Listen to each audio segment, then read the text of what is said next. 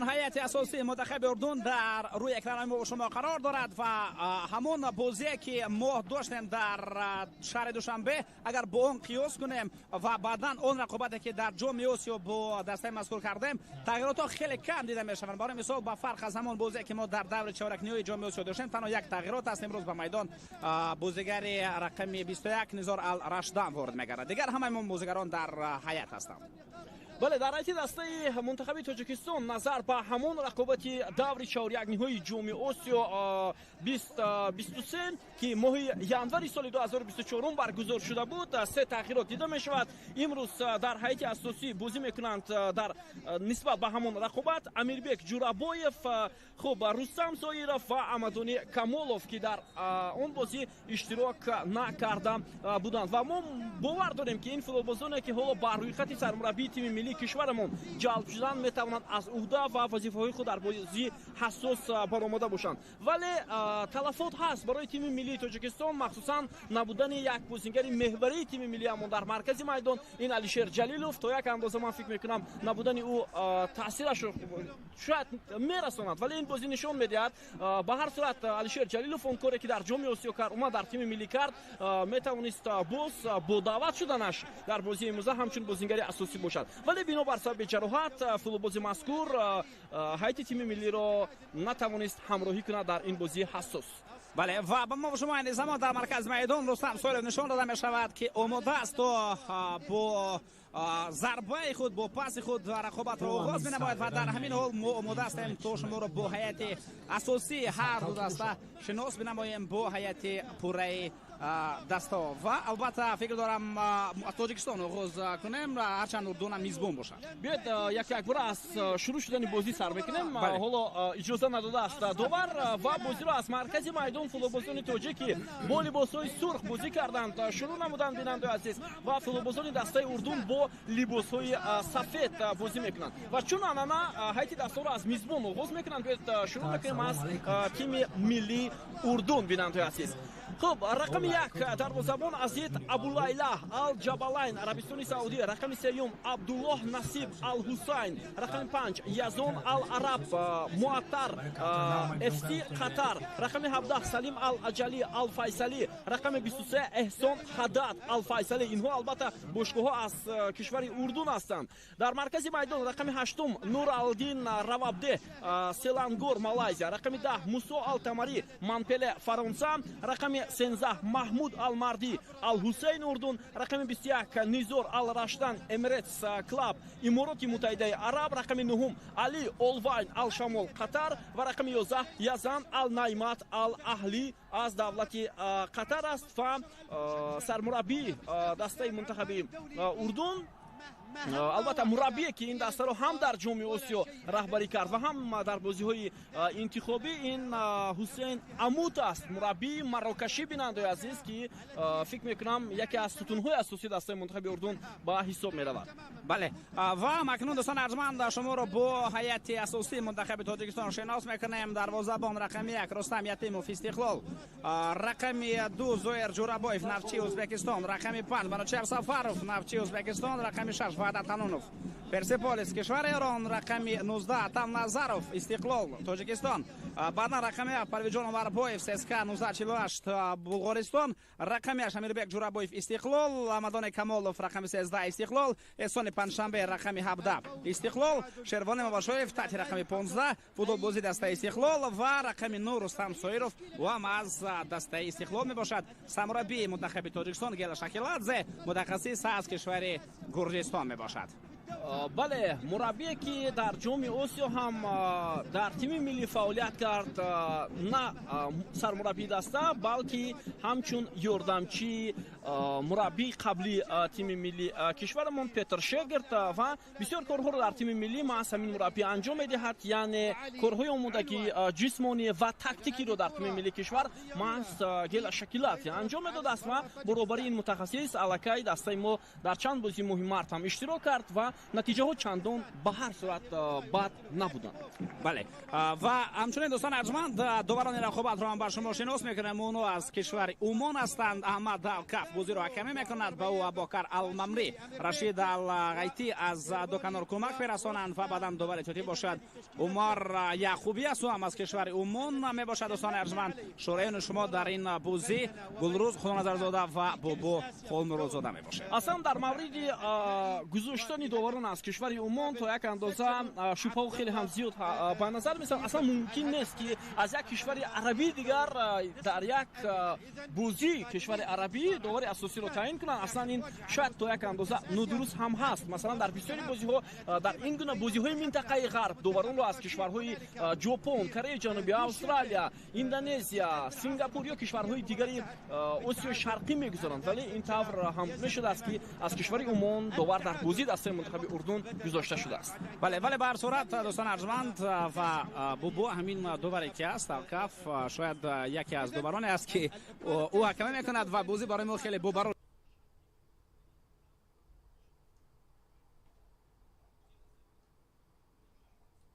اون تاگت که فلسفه و بینش که شکل از دارد از آن وابستگی دارد. این از آن وابستگی دارد که بازی برای ما چگونه آغاز میشود و چگونه جریان میگیرد. این خیلی و خیلی مهم است. یعنی هر یک جزء بازی برای ما خیلی و خیلی مهم باشد. این زمان یک وضعیت خیلی خوب استانداردی و در نزد تو پرویز جان عمربایف قرار دارد اینجا البته موقع ضربه زنی نیست. از اینجا ما پرتاب رو به داخل جریمه گاه انتظار هستیم.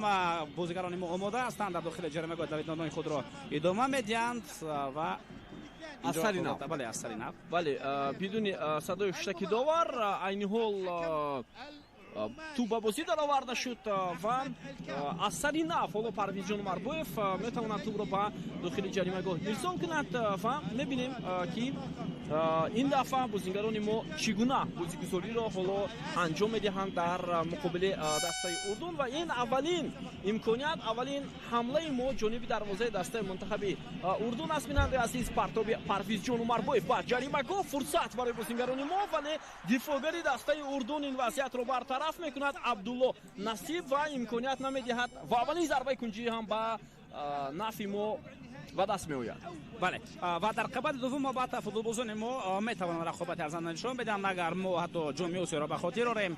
البته گلی که وعده تلانوف به ثمر رسانیده بود ما در قسمت دوم موفق شد و توانست توپ را وارد دروازه بنماید. این زمان یک وضعیت خیلی خوب استانداردی است که پرویز میتواند توپ را خیلی خوب به داخل جریمه گاه برساند. او در کنار میدان قرار دارد. ارسال پرویز جان عمربایف به داخل جریمه گاه امکانیت بهترین چون به نظر است که تو به دست فوتبالباز رسید اما این شاید تنها به نظر رسید و خلاص. بله وقتی قرار داور نبرآمد دیگر به هیچ چیز عین حال باور کردن یا خود با چیزی که در این بازی با اتفاق افتاد من در نظر دارم سیستم ایوار تا یک اندازه درست نیست، چون که سیستم ایوار در این گونه بازی انتخابی فعالیت برده نمی شود. یعنی در بازی انتخابی راه به جام جهان عموما کنفدراسیون فوتبال آسیا اجازه نداده است سیستم ایوار. بله یا جاری نکرده است.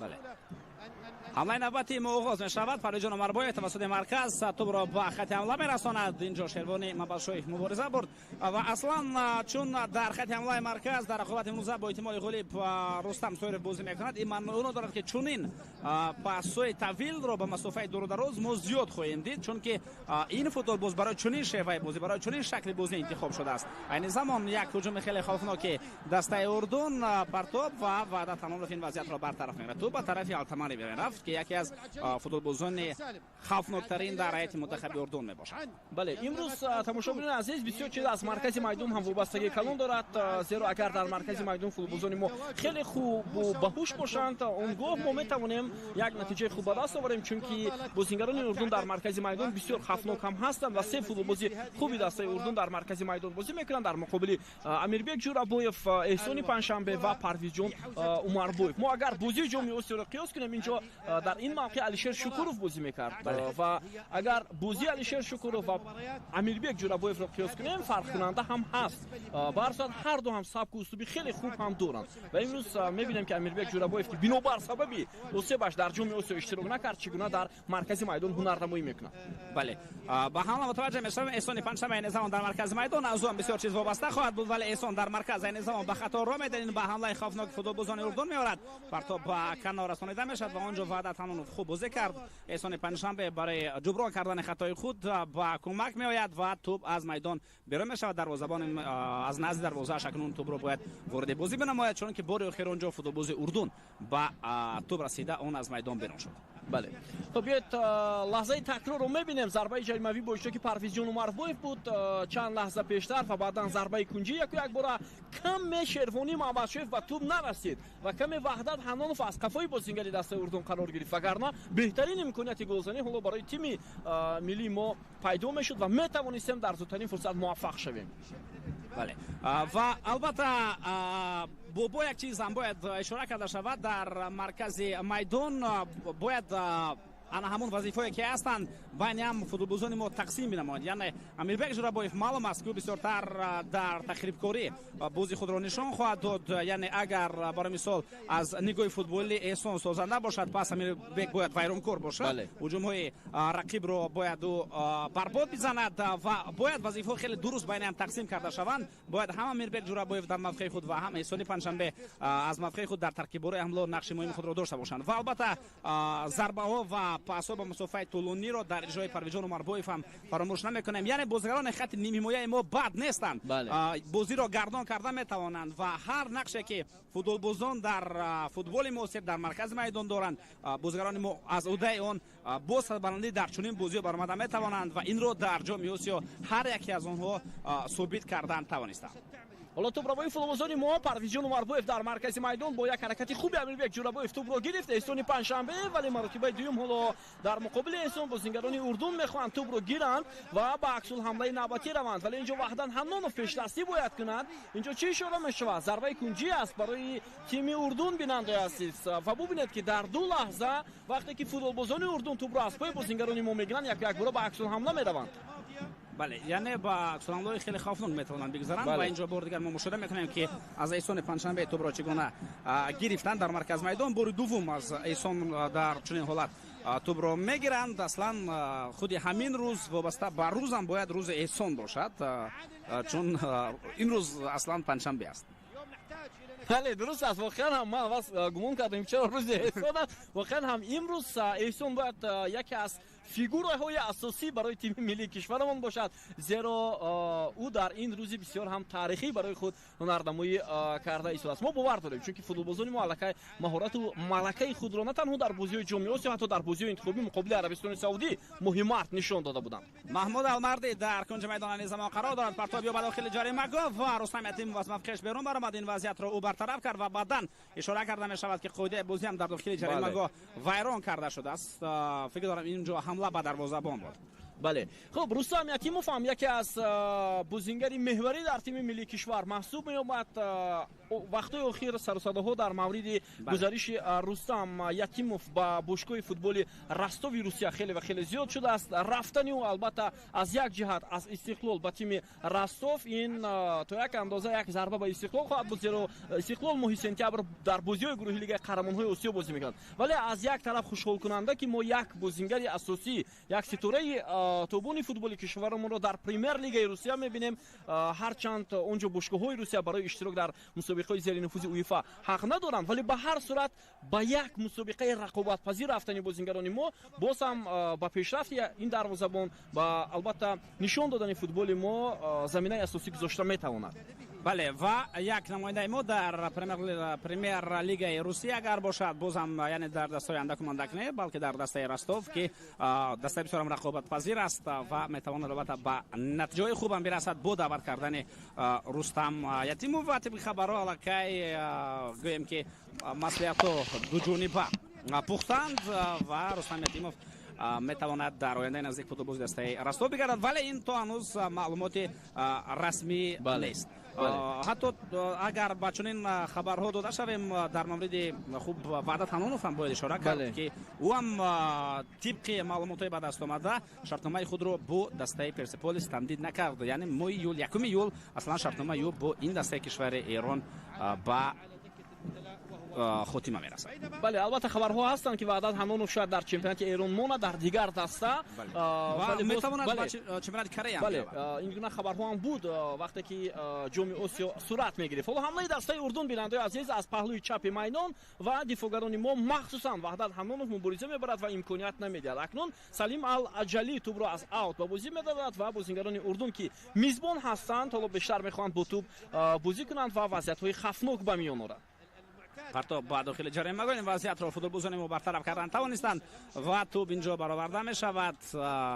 ба мо рустам соиров нишон дода мешавад ки ягона нафари замон дар қисмати марказии майдон буд. инҷо қоидаи бозӣ вайрон нашуд. манучер сафаров бар муқобили алнаймат умуман ба тарафи ю нарафт. худи алнаймат ҳатто зарба зад ба пои манучер ва баъдан аз по афтид. ҳамлаи навбатии футболбозони кишвари урдун зарба ба тарафи дарвоза ва рустам ятимов ин ҳолатро бартараб мекунад. эҳсон адад зарба зад капитан ва дифогари дастаи урдун.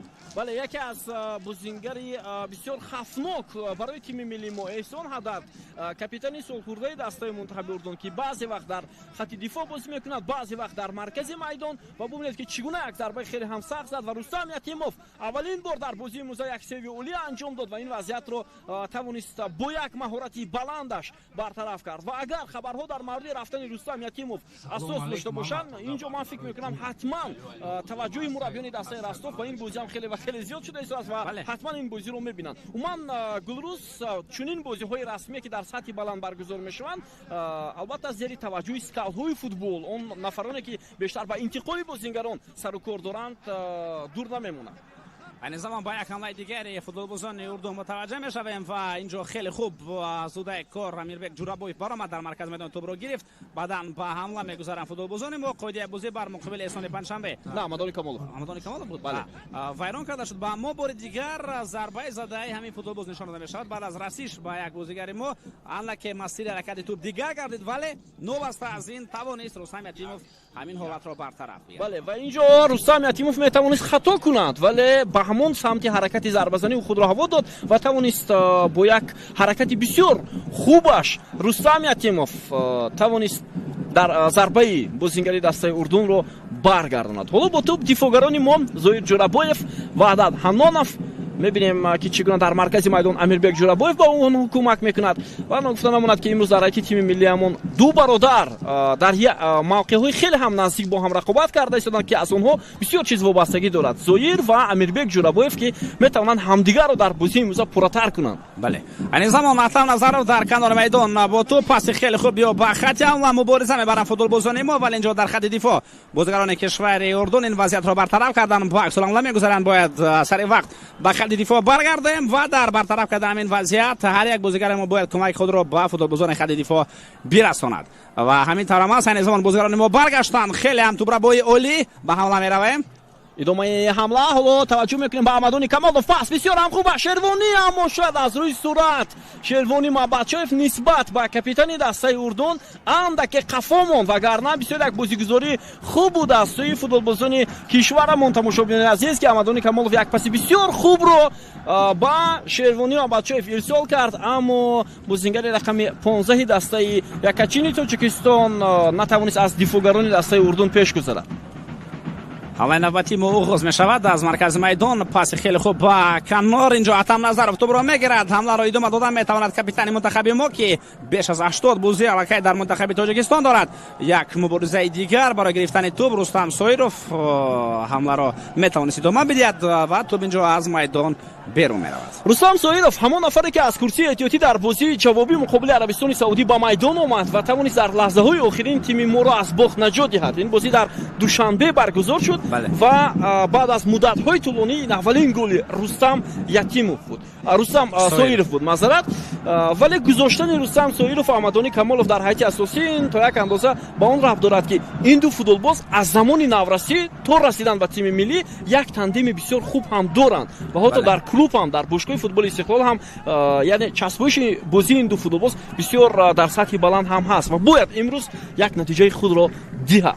бале ҳанӯз аз он замон ки соли 2018 мунтахаби 16 соло то ба финали ҷоми Осиё баромад, ин ду бозигар дар ҳамон ҳайат буданд дар ҳайати асосӣ, баъдан ба ҷоми ҷаҳон рафтанд و حتی همون بازیرو بر مقابل عربستان سعودی به خاطر میاریم. مز حمدان کمالوف پاس داد و رستم سویلوف اون پاس رو با گل انجام داد که البته پیش از حمدان کمالوف باشد اونجا علیشیر جلیلوف پاس داد به حمدان کمالوف. حمدان کمالوف به رستم سویلوف و رستم که از عریض خیلی به میدان آمد توانست حساب رو برابر کند و حساب در آن رقابت 1-1 شد. یک امتیاز که برای ما این یک امتیاز هم خیلی و خیلی مهم. بله خب ادامه حمله فوتبالبازان تاجیکستان از مرکز میدان. حالا کاپیتان دسته احتم نظرов خیلی خوب حرکت میکند. پرتابی او امکانات بسیار خوب و ببینید که چگونه حتی شاید احتم نظرов با بازیگر اولی میخواست پاس بدهد اما یک پاس زیبای اون میتوانست حمدان کمالوف را هم در حالتی خیلی خوب برآورد. بیا توجه میکنیم با همین ترکیب روی و دفاعگری دسته اردن در لحظه آخرین توپ را از جریمه‌گاه زده بیرون کرد. بله متاسفانه این حالت یعنی از آغاز به ما نشان داده نشد. هنگامی که احتم نظرов پاس داد و از بین دفاعگران توپ گذشت خیلی نزدیک بود توپ و حمدان کمالوف هم برسد و در فرصت آخرین دفاعگر منتخب اردن این وضعیت را برطرف کرد. ضربه نوبتی کنجی دوستان ارجمند به نفع فوتبالبازان ما به کنج میدان میرود. باز هم پرویز جان عمرباєв ضربه سوم کنجی برای فوتبالبازان ما یک حالت خیلی خوفناک بود. هنگامی که ضربه زده شد به طرف دروازه باز هم میرسد به داخل جریمه‌گاه و این نوبت امکانات ضربه زنی وجود دارد و امکانات بسیار خوب اینجا برای رستم سایروف. بیننده عزیز و ارجمند بهترین فرصت بود برای حملهگری تیم کشورمون اما با توپ خوبتر رسیده نتوانست سایروف. امیربک جورابویف حالا در مرکز میدان با او کمک میکنند بازیگران دیگر و خوشبختانه فوتبالبازان ما خیلی خوب با توپ را به دروازه‌بان ارسال می‌نمایند. بسیار امکاناتی خوب بود و در لحظه آخرین گل اگر متوجه شده باشید رستم سایروف میتوانست ضربه زند ولی توپ به پایش نرسید. بله واقعا امکاناتی خیلی خوب برای فوتبالبازان ما و ببینید که بازیگران اردن اینجا پرسینگ کرده ایستادند و معلوم است برای امیربک جورابویف بسیار نزدیک به خط دفاع میآید برای از پرسینگ برآوردن فوتبالبازان ما. او اینجا نقش خود را میگذارد همچون یک فوتبالباز خط نیم حمایه‌ای تکیه‌گاهی با این موقع میاد و حتی در بعضی از حالت‌ها او دفاعگر سوم مرکزی میشود. یعنی در مابین دو دفاعگر مرکزی هنرنمایی میکند در بین زویر جورابویف و وعدت انانوف از پرسینگ دسته ما را میبرد. پرتاب خیلی خوب با خط هجوم و دروازه‌بان از موقعش بیرون برآمد. امکانیت خیلی خوب چگونه فرصت بود برای تیم ملی ما. بله اینجا اندکه شاید اگر پرویز با طرف دیگر بوی چپش می‌بود خوبتر میشد ولی به هر صورت باید این گونه شانس‌ها را حتما استفاده کرد و توانست حساب را باز کند. این الکای مرتبه چندم میشود که ما میتوانیم یک امکانات خوب رو در نزد دروازه دسته میزبان به میان آوریم. مبارزه در مرکز میدان شدت میگیرد. خیلی خوب بازی کردیم پاس با کنار و اینجا ایسون پنجشنبه یک توپ دیگر را با خط حمله میرساند. این وضعیت برطرف کرده میشود و اونجا بازیگر ایسون پنجشنبه اوسه خوبی دست اوسه برداشت دوبار هم رفتی بازی رو منع میکند تا رفته با پیش ایسون و سلامتی و وقیف بگرده. بله اینجا بسیار عصبی میشود نیمو فیزدگری دسته یکچی نیمو و بیا تا لحظه تکرار رو متوجه میشویم. اینجا سراول اشتباهی دروازه‌بان دسته اردن یزید عبدالایلا با میون اومد. او شاید خطا کرد در این فرصت ولی بازیگران ما از این خطای دروازه‌بان خوب استفاده بردن نتوانستند. پرویز عمرباєв هم ضربه‌اش رو خوب اجرا نکرد. بله و اینجا بابا اگرها خیلی زیاد با وجود میاد. برای مثال اگر کوشش ضربه زنی نمیکرد و پاس رو با حمدانی میداد یعنی خیلی زیاد اگرها پیدا میشوند ولی واریانتی از همه نزدیکه که گویم در همون حالت پیش نظر میومد ضربه به طرف دروازه چون که دروازه خالی بود و اگر همین ضربه درست میرفت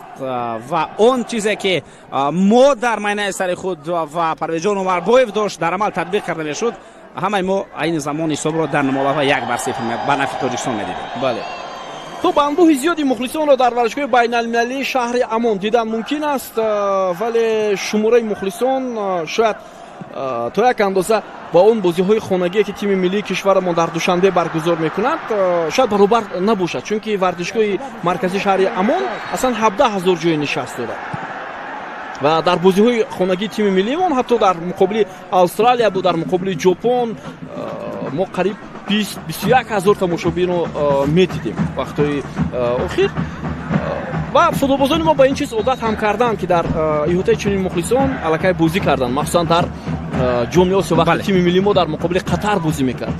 نه تنها بر مقابل قطر، حتی اگر بر مقابل اردن هم بخاطر بر مقابل همین دست اونجا شماره خیلی زیاد مخلصان نزدیک 50,000 بود. بله اردن بودند که با پرگی گیم ورزشگاه رو پر کرده بودند. امروز البته قسم بیشتر در ورزشگاه مخلصان کشور اردن هستند، چون بازی در کشور اونها شده است.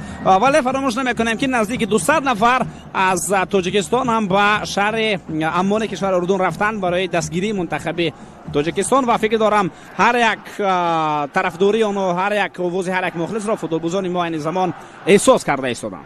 بله این روحیه خیلی خوب میبخشد. حالا پرتاب پرویز جان عمرباєв با خط حمله اونجا شیروانی محمدشایف بود ولی توپ سرول به بازیگران اردن رسید. باز هم عمرباєв پرتاب بسیار هم خوب با کنار میدان، امکانیت باید باشد ولی این دفعه دفاعگری دسته اردن عبدالله نصیب امکانیت نداد و گلروز من فکر میکنم سبزه میدان هم چندان خوب نیست برای بازی. وقتی بازیگران پاس میدهند تو حرکتی خوب نمیره. شاید این مخصوص کرده باشد از جانب دسته اردن. اصلا میکنه شاید با این عادت. بله این احساس میشد واقعا، یعنی توپ نه قدر با سرعت بلند رفته شده است، با همون طوری که پاس میدن همون قدر سرعت نداره توپ. من همیشه رو مشاهده کردم و این البته نمیدونم شاید واقعا یک چیزی باشد که مخصوص باشد و فوتبالبازان اردن با این عادت هم کرده باشد. و نظر به میدان‌های عربستان سعودی این میدان چندان فکر میکنم خوب نیست، چون میدان‌های عربستان سعودی حتی برابر هستند با میدان‌های فوتبال اروپا. بله سبزه میدان الان خصوص در قطر که اونجا همه چیز آماده است. اینجا یک ضربه زده می شود، ضربه بسیار نادقیق و تو البته بالاتر از دروازه میدان بیرون میشه. خوب ببینید که ما لکه دقیقه 25 رو تماشا کرده ایستادیم بابو، ولی اگر گویم که یگان برتری میزبانانه نداره دسته اردن، فکر دارم هیچ خطایی نخواهد بود. بله درست است در حقیقت و تنها یک ضربه که از جانب احسان حدت کاپیتان دسته اردن بود و رستم یتیموف توانست این وضعیت رو برطرف کنند، دیگر ما ضربه دقیق رو ندیدیم. اما چیزی نگران کننده اون است که نک رستم یتیموف مرتبه دوم و ضربه خود رو با مرکز میدان اجرا کردن نمیتواند. با همین کنار میدان میاد مرتبه دوم ضربه او و از میدان بیرون میشود در بازی امروز. توجه میکنیم به همین حمله، پس با کنار فوتبالبازان ما در خط دفاع موقع میگیرند. اینجا ارسال به داخل جریمه‌گاه و در تنانوف این وضعیت را برطرف میکنند، ولی توپ رو بازم میگیرند بازیگران اردن. حمله نوبتی اونها، ارسال نوبتی، این وضعیت بازم برطرف میشود ولی موج دیگری هجوم باز هم فوتبالبازان اردن توپ رو میگیرند. یعنی در چنین حالت‌ها هنگامی که دفاعگران توپ رو از جریمه‌گاه میبرند باید همین قسمت دیگری میدان کوشش کنند تا توپ رو بگیرند حتما.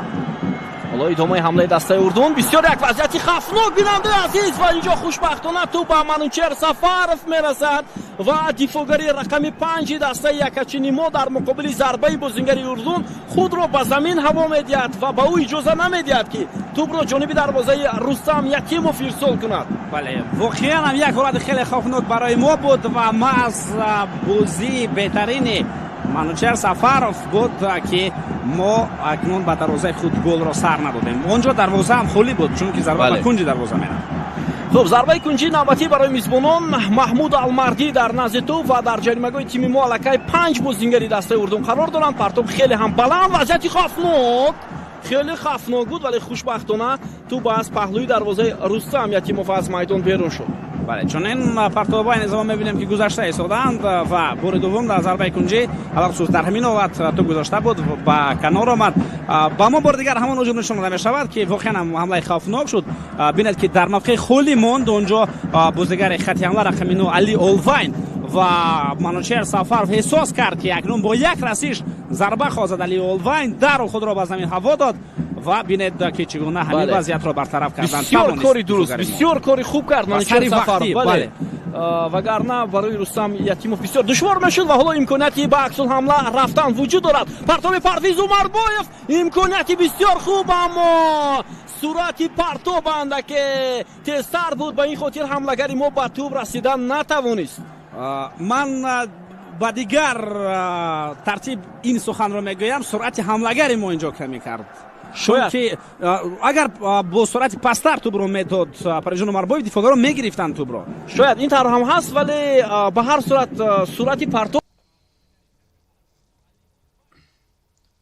так бародарои ҷун бахши зиёд я дақиқа бесем ами қирғизо ҳама шайдин нахӯкна онҷо ки дар ҷони ами чизм задам بعدی که نشد کیه همجای که bayrak رو که دادن یا مبلغ چیز مامونو ازبکستان با پیش خیلی گپی بد ننوشته همه قرغیزا کنی هم گفت bayrak روی میکنن یا دقیقه بخشی زیاد نمیه قرغیز زبلاکی رو واجه کنیم ایدین نخوی همجا بلد так کیه جا بود لیش نکار میکنه همجا شیر بچه های جون التماس لایکاتون نمونه همه مهنت های من برای لایکات شما لایکات نمونه مازی هم قرغیزا رو همشه دین نخوی کنیم بودش بازی تماشا میکنیم کم ترک سر کنه التماس بخشی زیاد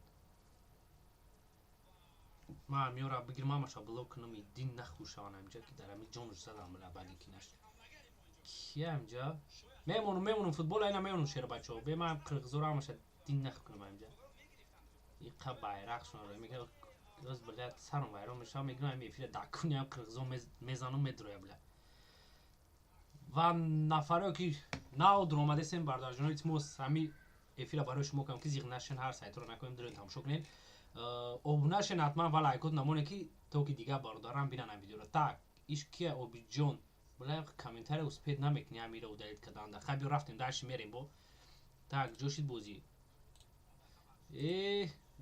توپ هم شاید وابسته با اون که چند لحظه پیشتر وقتی بازیگران رو پاس میدادن توپ اونقدر زیاد حرکت نمیکرد و شاید پرویز عمربایف این دفعه با سرعت‌تر توپ رو ارسال کرد بر رستم یتیموف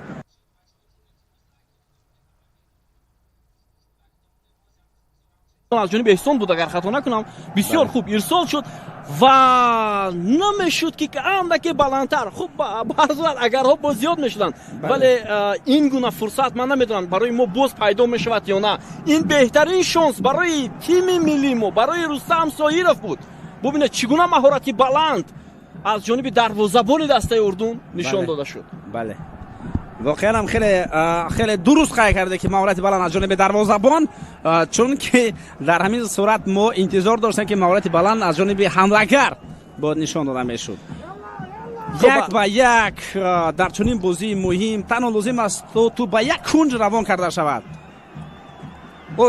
این زمان باز بسیاری شاید بگویند که از اتاق شورای نشسته این گپ را گفتن خیلی آسان است بله ما با این راضی هستیم ولی به هر صورت دوستان ارجمند کاری ما شورای است کاری آنها گل زدن است بله درست است واقعا هم بسیار افسوس میخوریم که بهترین فرصت رو ما از دست دادیم ولی این حالا نیمه اولی رقابت است باید بازیگران ما بیشتر حرکت کنند و یک ضربه بسیار سخت هم جانب دروازه رستم یتیموف ارسال کرده شد از جانب محمود المردی ولی دروازه‌بان ما در جای خود آرامانه توپ را داشته میگیرد قامتی بلند دارد دستانی دراز دارد جسمی بسیار آماده دارد رستم یتیموف و در این فرصت همیشه فعال است هجوم نوبتی ما از مرکزی میدان آغاز می شود پرویز عمربایف این زمان با تو با دو باقی پاس میداد میبینیم که این زمان خط دفاعی ما کمی بلندتر اومده است با فرق از دقیقه اول ببینید که در کدام موقع قرار دارند دفاعگران ما به حال متوجه میشوند دوستان ارجمند حرکت با مرکز امکانیت دیده میشود ضربه منوچهر سفرов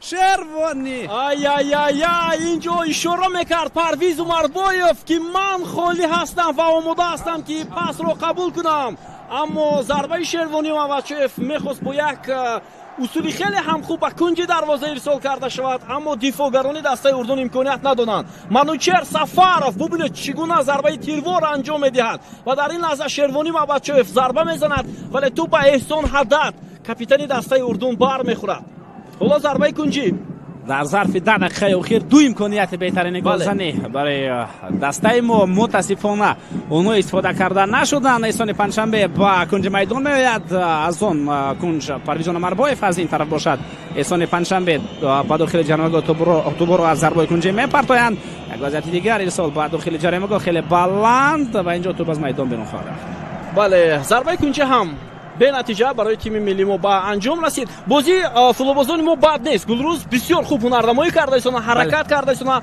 عکس‌ال حمله ها با میون آوردن وضعیت های گلزنی تنها دقیقیت نرسیده است دست برای بازیگران ما و این زمان همین دقیقیت گپی از همه مهم و گپی اساسی می باشد باید همین دقیقیت باشد توجه بکنیم با حمله بازیگران کشور اردن پس با تمری با کنار رسانیده می شود باید اجازه داده نشود تو ضربه زنند چون که با پای چپ ضربه خیلی قوی دارد اینجا یک ضربه دیگر به طرف دروازه ما و توپ بعد از ضربه احسان حداد بالاتر از دروازه از میدان بیرون میگردد аз нуқтаи назари ба миён овардан имкониятҳои голзанӣ мо як сару гардан дар нимаи аввал аз дастаи урдун пешсаф бале воқеан ҳам чунин имкониятҳое ки бозингарони мо доштанд урдуниҳо надоштанд. танҳо як имконияте буд ки он ҷо Рустам Ятимов аз зарбаи хеле ҳам дури Эҳсон Ҳадад онро бартараф кард ва баъдан зарбае ки Манучер Сафаров сад гузошт ё блок монд, он зарбаам ҷониби дарвоза нарафт. чунин имкониятҳое ки мо дар ҳамин бозӣ дар ҳамин қисми доштем, шояд урдун дар се бозие ки бар муқобили мо бозӣ сеюм карда истодааст, шояд дар се бозӣ чунин миқдори имкониятҳоро ба вуҷуд овард. бале ҳамон бозии ҷоми Осиё ҳам ки бо ҳисоби 1-0 ва фоидаи урдун ҷамъбаст шуда буд, бо автоголи бозингари мо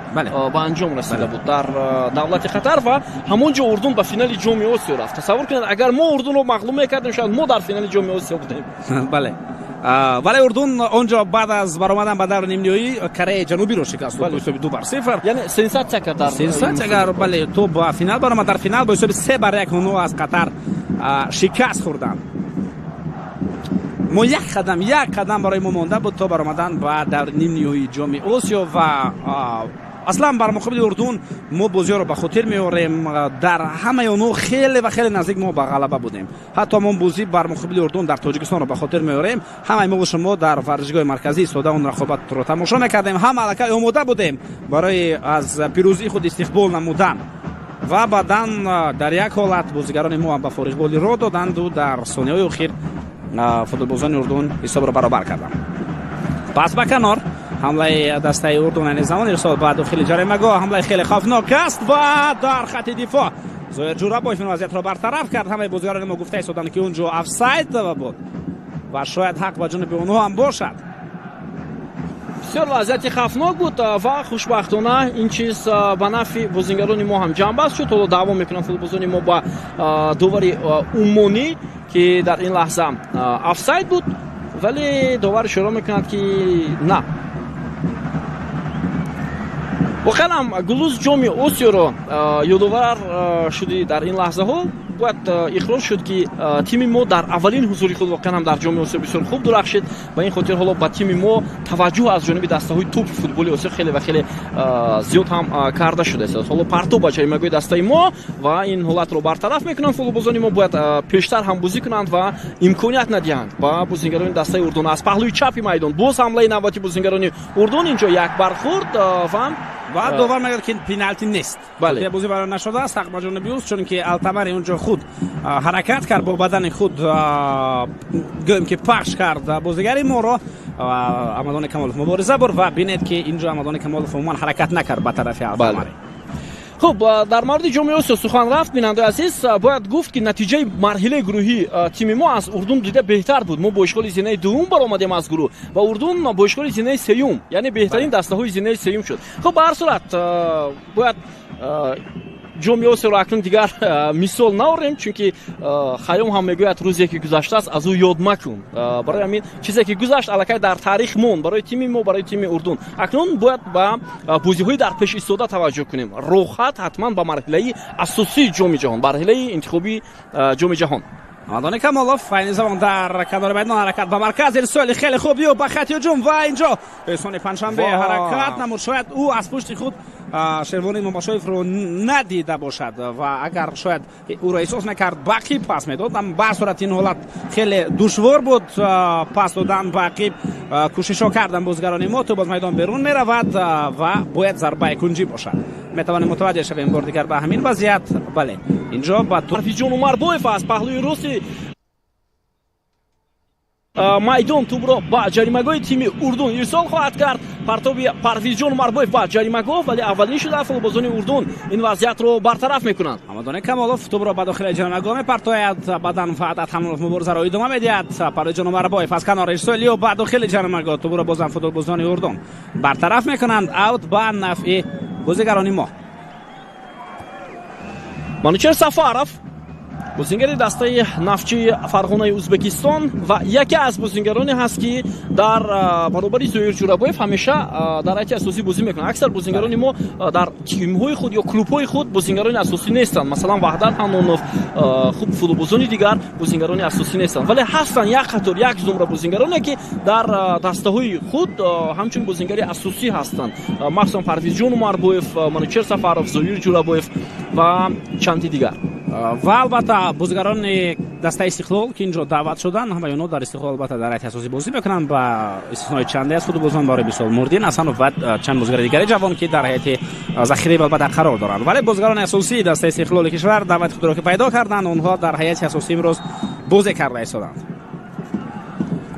خب 38 دقیقه حالا سپری شده است دست مشاهدین عزیز. به نظر چنین میرسد که در مقابل اردن بازی کرده میشود، در مقابل اردن در سفر میشود پیروزی به دست آورده که این با ارزو و ارمانی ما آورده میرساند و باور داریم که حالا این چیز رو بازیگران خیلی خوب درک میکنند و با یک عکس الحمله نوبتی دیگر آغاز میکنند فوتبالبازان کشور. پرتاب به داخل جریمه گل یک ضربه زده میشود و اینجا دروازه‌بان این حالت را برطرف میکند. ضربه دیگری کنجی بازم به نفع ما و ببینید که چگونه با عکس‌العمل‌های خیلی خوفناک میگذریم.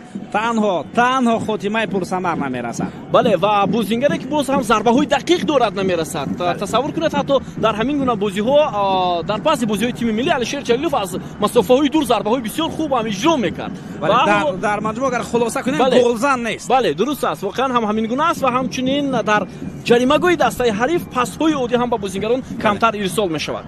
پرویز ماربویف در کنج میدان بازم یک ضربه دیگری کنجی ارسال بعد داخل جریمه رسانیده میشود. این نوبت به نزدیکی کنجی نزدیک دروازه این با عکس العمله دسته اردن میآورد پس با خط هجوم و اینجا منوچهر سفرов اولین شده بعد تو میرسد یک خطا کرد ولی بعدا این خطای رو جبران کردن دفاعگران دیگری ما و اوت به نفع دسته اردن است. هیچ بوکی نیست باید بازیگران ما به قفا برگردند و در موقع خود استوار بازی کنند. اکنون از کنار میدان نیزار الرشدن با تو بازی میکند و ادامه حمله دسته اردن رو میبینیم در داخل جریمه گاه. وضعیت بسیار خطرناک و رستم یتیموف بسیار با یک مهارت بلند آرامانه توپ رو داشته میگیرد. توسط کنار چپ به هجوم میگذاریم. اینجا شروانی مبادشویف پاسیو به مرکز ارسال باقی به احترام نظرов کاپیتان آهسته به مرکز نزدیک میشود. پاسیو باقی پرویز ماربویف ارسال با خط نیمه مایه. احسان پنجشنبه در خط نیمه مایه حرکت میکند و معلوم میکند و معین میکند که توسط کی حمله رو ادامه بدهد. امینبek جورابویف پاسیو به کنار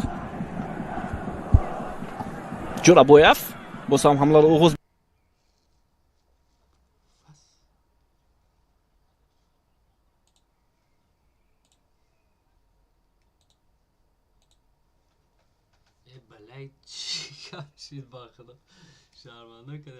پرویز ماربویف از چنین موقع با پای چپ توپ را خیلی خوب به داخل جریمه گاه رسانیده میتواند. اصلا موقع ضربه زنی نیست، برای همین هم بازیگران قد بلندی ما با داخل جریمه گاه میروند. ارسال رسانیده میشود. امکانیت خوب ضربه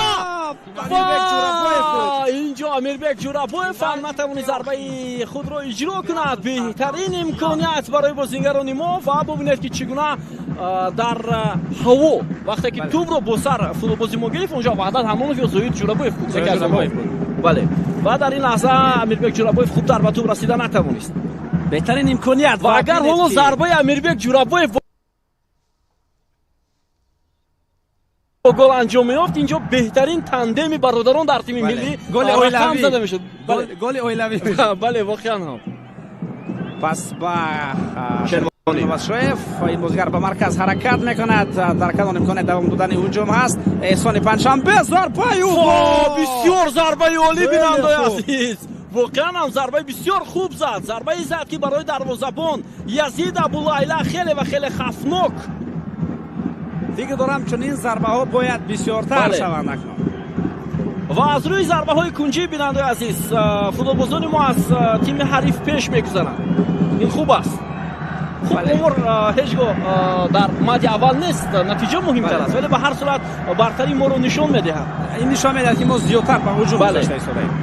اونها تنها یک ضربه کنجی دارند و خلاص. پرویز ماربویف در کنار میدان قرار دارد. بازم فوتبالبازان دیگری ما حرکت‌های خود را صادر کرده ایستادند در داخل جریمه گاه. ارسال رسانیده میشود و اینجا اولین شده بازیگران ما با توپ میرسند، کوشش میکنند تا حمله را ادامه بدهند. به قاعده ورانکنی توپ گرفته شده است. دوباره همین سرعت حالا ادامه حمله دسته اردن باید سعدی روی حمله دسته اردن شده. اونجا یک نفر الکی خالی است بیننده عزیز. رستم یتیموف و واقعا هم احسن به دروازه‌بان ما. منوچهر سفرов این زمان وابسته به حالت در کنار چپ قرار گرفت. توپ رو از منوچهر میگیرند. حمله نوبتی فوتبالبازان دسته اردن. نشده است. بازیگران ما هم خوب توپ رو گرفتند و توپ در میدان باقی میماند. بیننده عزیز از میدان بیرون نشده است. یک ترکیب روی خیلی خوبی فوتبالبازان ما و دفاعگری دسته اردن یزون العرب توپ رو از میدان بیرون نمود. پس رقیب حتم نظرف بازیگران خط دفاعی ما هم نزدیکتر به مرکز میدان میآیند برای اشتراک کردن در خط حمله. بر توپ و خط حمله ولی 9 دقیقه است هیچ کس حرکت نکرد برای گرفتن این توپ. در این لحظه حتم نظرف هم مجبور شد که همین گونه توپ رو ارسال کنه زیرا در فشار از دو طرف بود. بله هم از قفا بود و هم از پهلو. ولی بیاید با ضربه احسانی پنجشنبه توجه میکنیم که برای دروازه‌بان اردن خیلی و خیلی دشوار بود. بسیار ضربه خوب اجرا کرد احسانی پنجشنبه و در این لحظه که بازیگران دسته اردن هم من فکر میکنم کمی خطا کردند چون پرتو با نیزور الرشتن خوب اجرا نگردید. خوشبختانه خوب اجرا نگردید. بله چون که همون چیزی که گفتیم توپ نه با سرعت بلند رفت. اگر بلندتر میشد رستم یتیموف هم امکانیت پیدا نمیکرد تا توپ رو بگیرد. اینجا بود یک ضربه دیگر کنجی خواهد. بله اینجا ضربه کنجی است یا نه؟ بله ضربه کنجی است. بازیگران ما مجبور میکنند و فشار میآورند که فوتبالبازان دسته اردن با خطاگی‌ها راه دهند. باور کنید این گونه بازی رو حالا در نیمه اول اصلا من انتظار نداشتم از توی فوتبالبازان ما. خیلی خوب حرکت های خوب، عکس الحمله ها، ضربه ها خوب، بازیگزاری، ولی تنها دقیقیت نرسیده است. یک ضربه میتواند ما رو به پیش ببرد. حالا داور 2 دقیقه اضافه میکند به نیمه اول. برای جون مربایف بازم در کنج میدان قرار دارد. ضربه نوبتی کنجی بر نفع فوتبالبازان ما. ارسال با داخل جریمه روان کرده می شود. دروازه‌بان با پیش برآمد این حالت را برطرف کرد. ضربه و دروازه‌بان در موقع خود است او این حالت را برطرف میکند. عزید ابولیلا ضربه رو شاید باز منوچهر سفرов اجرا کرده باشد چون که این موقع او بود و حالا اگر کارگردان لحظه تکرار رو برای ما و شما پیشکش کند میبینیم. ولی اینجا دروازه‌بان اردن شاید اندک جراحت برداشته است. کاری او در بازی امروز خیلی زیاد است. ببینید عین حال معلوم میشود که خسته شده است دروازه‌بان دسته اردن. اندکی اوسب برداشت از فوتبالبازی مذکور شد با کمک پزشکان هم نیاز داشته باشد.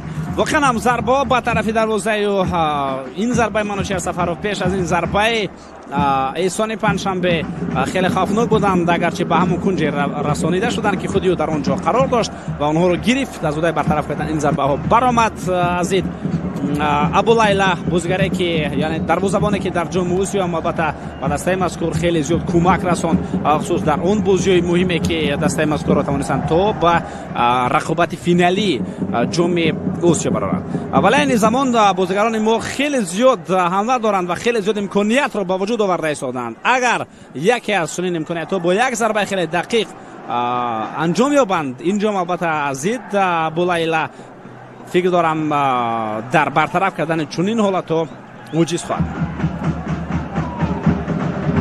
حمله نوبتی بازیگران کشور اردن. پس با کنار اینجا لیول واین در کنار راست مبارزه برد اوت.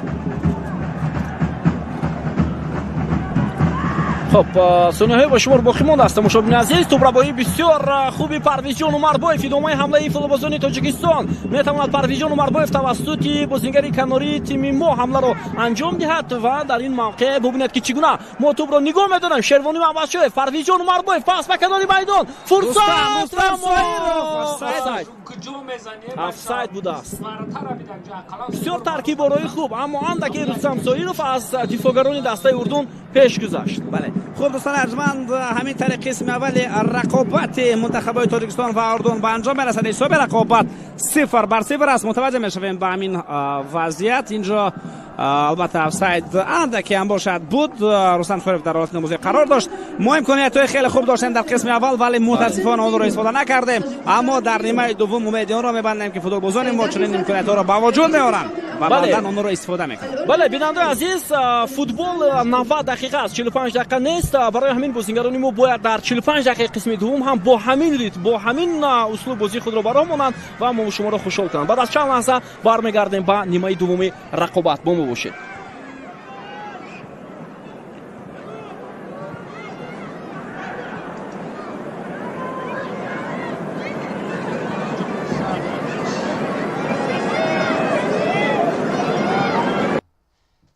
Так, мардуми ҷун, салом алейкум ҳаматонда, бародарои ҷун, ҳамин нафарои медроен ку ай марам айдами кору бори худам будам ҳамин рӯз گفتم همین افیر کنم که بچه‌هایی که شانسی تماشاگی ندارن بدرن همجا تماشا کنن. بیسوریات میدرونی که گپای بیزه مینویسین گپای بد مینویسین بلا من نمیدونم شما توجیه هستین نیستین ورودی توجیهی قدی زور مینویسین یک دیگری تعقیب میکنه من بخدا کیف میکنم شما دار همینجا بیسو برادران میدونن که همین افیر پروس فوتبال تاجیکستان تماشا کنن پدرشگاه دستگیری اقرات چی میکنه خیلی یک دیگری خود تعقیب میکنه در همینجا این ایشابین انورزاده ابراهیم و خی پدر تا بلا دوز یارم گپی بیزه بگم بلا بود در بین هم قودم نیتو میشه خیلی زباکی رو دین نخوش کنم همینجا بخدا در جان مازن یک گپای بیزه بمی نویسن این همجا نگاه کنین نه کامنتاریاتون هم کامنت نویسن که بخدا هر کامنتاریو بیزه باید یه باشه توجیه‌های خودمون مخی اونا شما برای بگونها نیستیم یک گپای سوز بنویسین افیر ما نشد افیر یگان جاش نیتو باشه بخشی زیاد شیر باشه ما برای که یک مومشه افیر نکایستم مخبرم که من نمیدونم چی گپ چی خبره نه درو آدم تیسه گفتم افیر کنم اون رو اینم خیلی دروغ راست رفته در شیر بچه‌ها جون خفا نشن ما سال دین تایم روز بو میدونیم تماشا میکنیم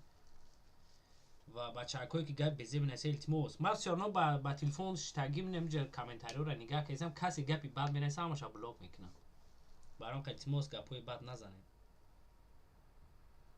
او افیر نمی برای نفرایی که شیر بچه‌هایی که شانسی تماشا کنن نداشتن یگان کانال پنال نمیدونن من برای همین شما کنم برام که برادرای جونی ما خفا نشن التماس یک دیگر تا خفا نکنین هممون توجیه خمونه این قرغز لیش نمیدره ما ورا زدگی کشدگی میشه نشد و یگان ماده فکر نکنه ما همین لبوش از کامنتار داشتگی میگپی همین اقرات باشه لبوش بلاک میکنم برام که شیر بچه‌ها خفا نشن همه تینجا دیدیم تایمر 8 دقیقه نیست تماشا میکنیم من نمیدونم شما را چی مونم جا برای پادرشگاه نمیدونم سلکای دانت همونم یگان سم دانت میکنین و یگان 100 روبلی 500 روبلی برای پادرشگاه کانالیو که نمیکنیش من خیلی کار سلکاش نمونم میشه خیلی همون تا پادرشگاه کدام بخوای بنویسین خیلی بس سلکای دانت همونم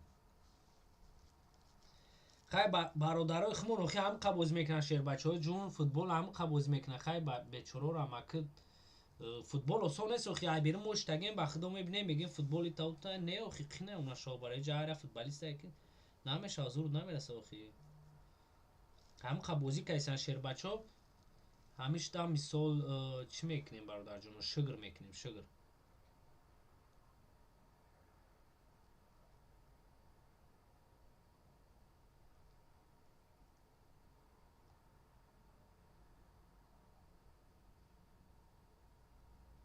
فوتبال اوزی پاوزه شیر بچه‌ها جون اینا فوتبال اوزی پاوزه ایتا جونش زدم چی میبره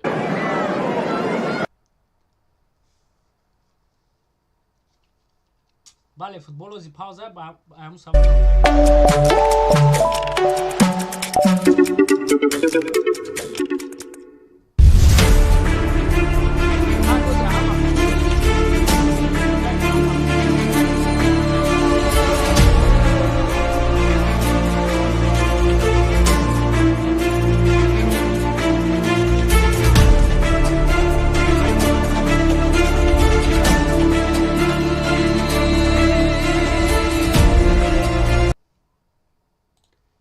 برادرای جون سلکای دانت همینو چیستا как поддержка канал ягон форатона ягон сми донат немисод мажбури нестай чисто барои поддержка оз як даха силка همینو сионоз реклама ёх намеша тамошо када чи тамошо када реклама тамошо кунӣ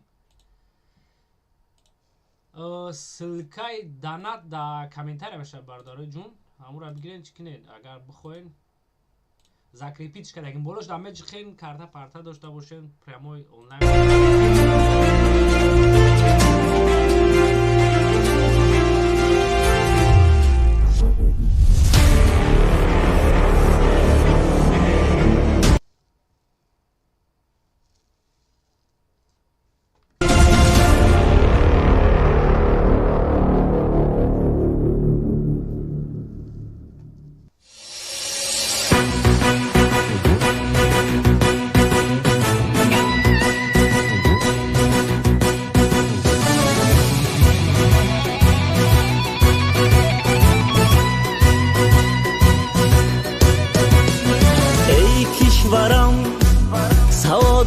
یگانه ای مادرم محبتی یگانه ای باورم برای جاویدان.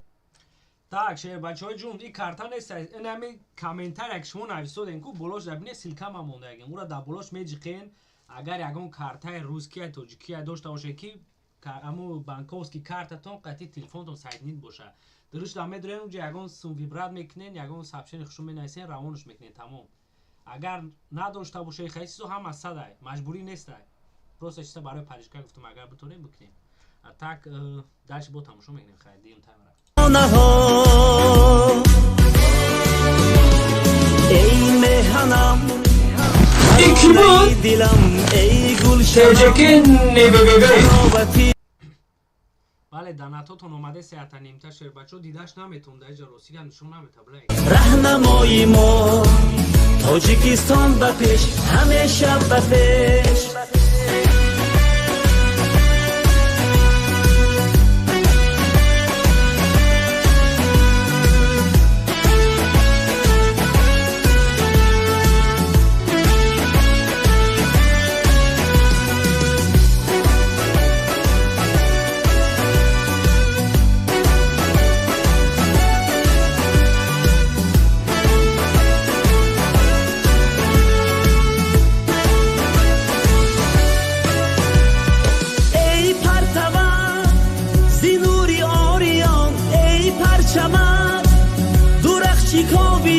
ای منظره نشان جنتی جهان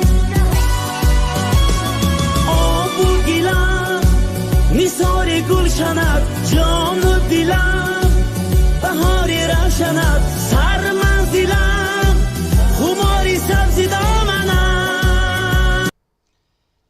Так, мардуми ҷун.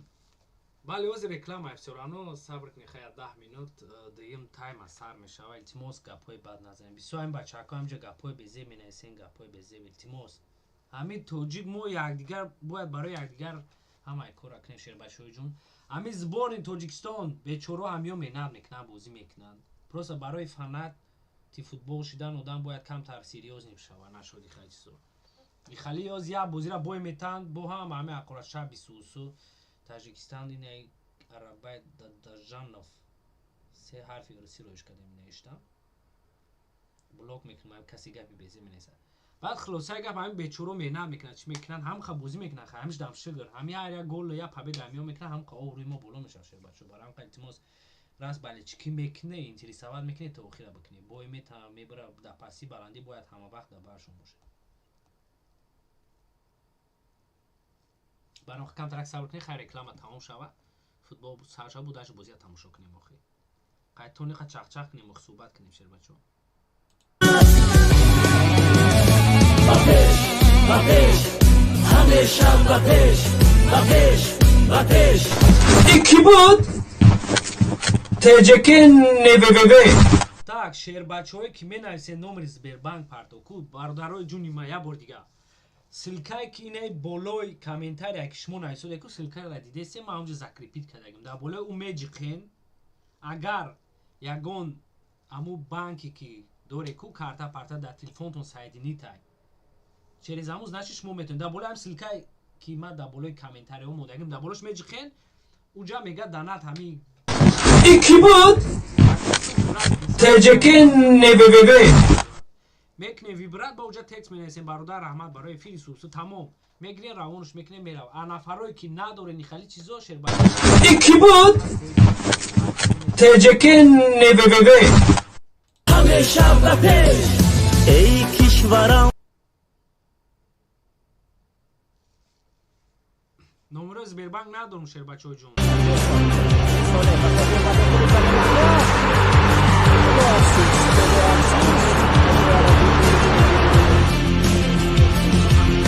Рустам Ятимов тавонист Рустами ҳолатро бартарак кунад ва акнун Алишер Шокуров зарбаю гол!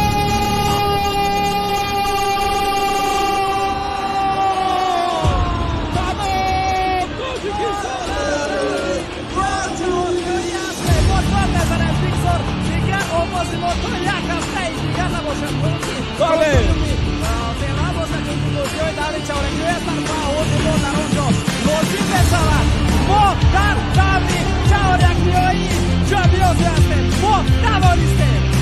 توانسته میدندگان ایرانی همون دسته رو شکست که در سویس آذربایجان نزدی دوام 8 سال اخیر ژاپن و استرالیا رو از جام آسیا محروم کرده بود. خب یعنی میگه دسته تو قوت مونده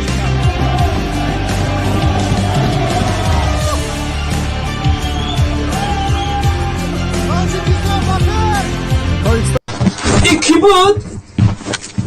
تجکن نوووه بچه اومده ایسا کدوم دانه که برادرای جونی ما در 45 minut قریب 30,000 نفر در اومده همین افیر با وکنی 1000 نفر لایک مونده. برای شما لایک میمونین ما یکم سوم کار نمیکنم شیر بچه پروست همین ویدیو در دیگه برادرایی که تمایف تماشا میکنن میشنن کو همو در ریکامنداسیون میشه اوور هم میدونم بوزیا تماشا میکنن خیلی خمون اینم قبل زوره برام خیلی لایکات نمونین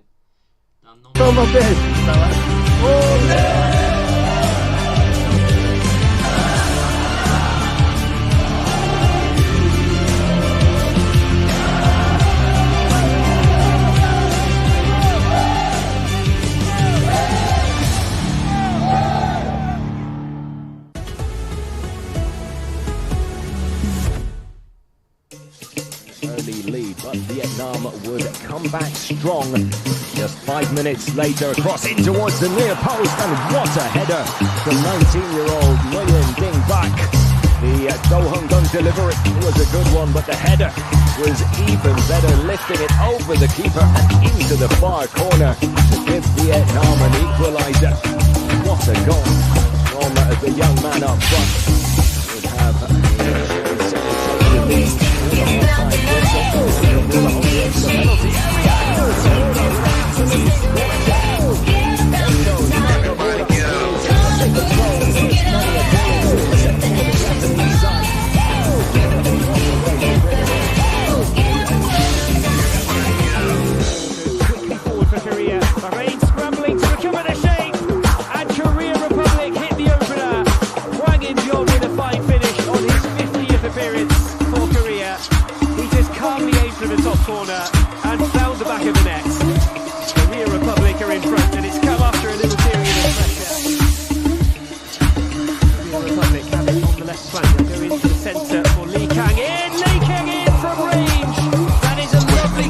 Korea Republic.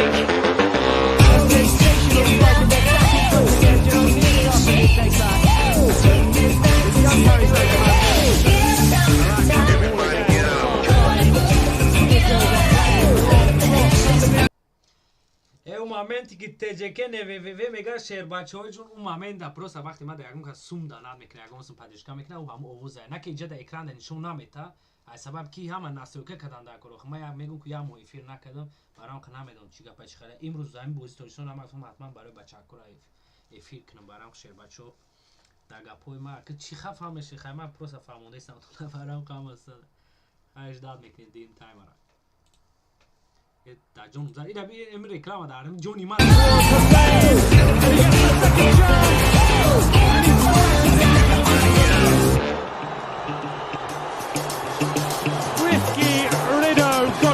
to try and fend it off, but it falls kindly to the substitute. And he seizes the opportunity in an instant to put Iraq 3-1 up. And that was the final wing. Jordan.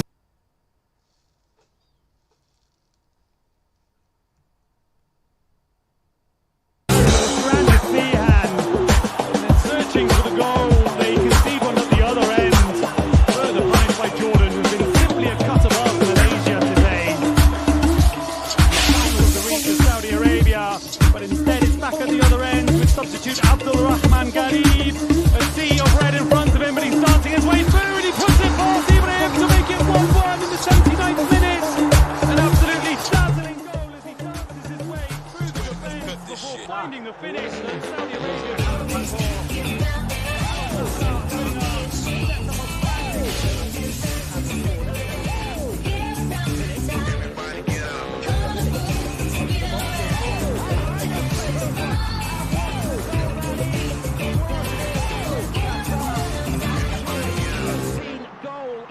tournament, hitting it full on the volley from the second half. Lebanon again coming down that far side, ball with Mudradi, and he finds the corner with outrageous effort.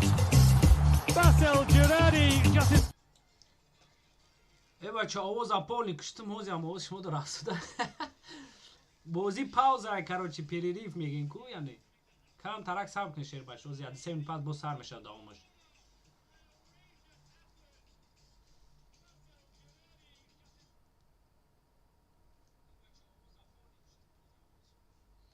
آخه من سر چی بودم شه پاوزه رفت زر رکلام این همون جای شیر بچه ها دیمونه هم که بخدوزی سر ویرون میکنه میکشمش میره و این پاتا دفش میکنه با میشینی بعد با به همی تماشا همی فوتبال آخ شیر بچه هم کامه فاونو بخدون رسیل میکنه با یک خیلی شدم نمیشه با هم گپوی بعد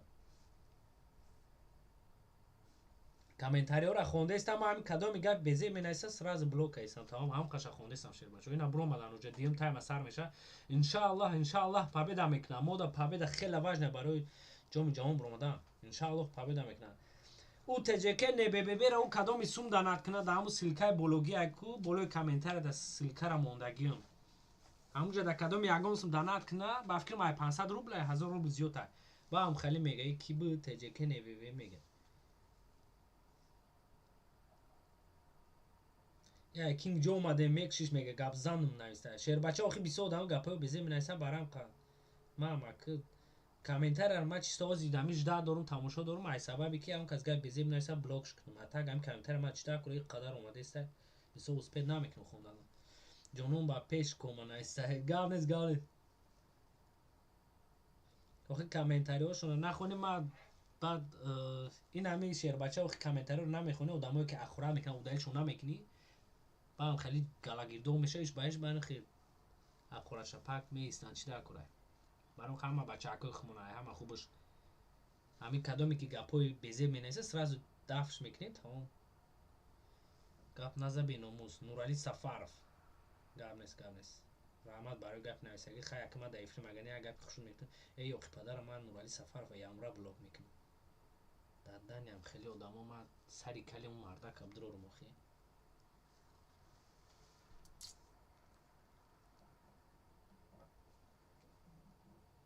همه در قسم اول رقابت بود امید ما اکنون به نیمه دوم دیدار است که در این قسم و فوتبالبازان ما میتوانند امکاناتی که حتما به میان خواهند آمد اونها را با گل انجام بدهند. در نیمه دوم بازیگران کشور اردن از مرکز میدان بازی را آغاز میگردانند و بار دیگر خیلی زود شما را با هیئت دسته ها شناس میکنیم. هیئت دسته اردن به طور ظاهر از دروازه‌بان عزیز ابولیلا، فوتبالبازان دیگر در میدان عبدالله نصیب، یزان العرب، سلیم الاجلی، احسان حداد، نور الدین رفعبدی، موسی التمری، محمود المردی، نزار الرشدان، علی الوین و یزان نعمت. حسین متخصص از کشور مراکش دسته مذکور را راهبری میکند، یعنی سرمربی این دسته میباشد. حالا ادامه حمله فوتبالبازان ما و بیننده عزیز در آغاز نیمه دوم یک عملکرد بسیار خوب و ضربه خیلی عالی از سوی فوتبالبازان ما اجرا میشود. اسید ابولیلا این ضربه رو بر میگرداند و ببینید که چگونه ترکیب‌رویی از سوی فوتبالبازان ما در خط حمله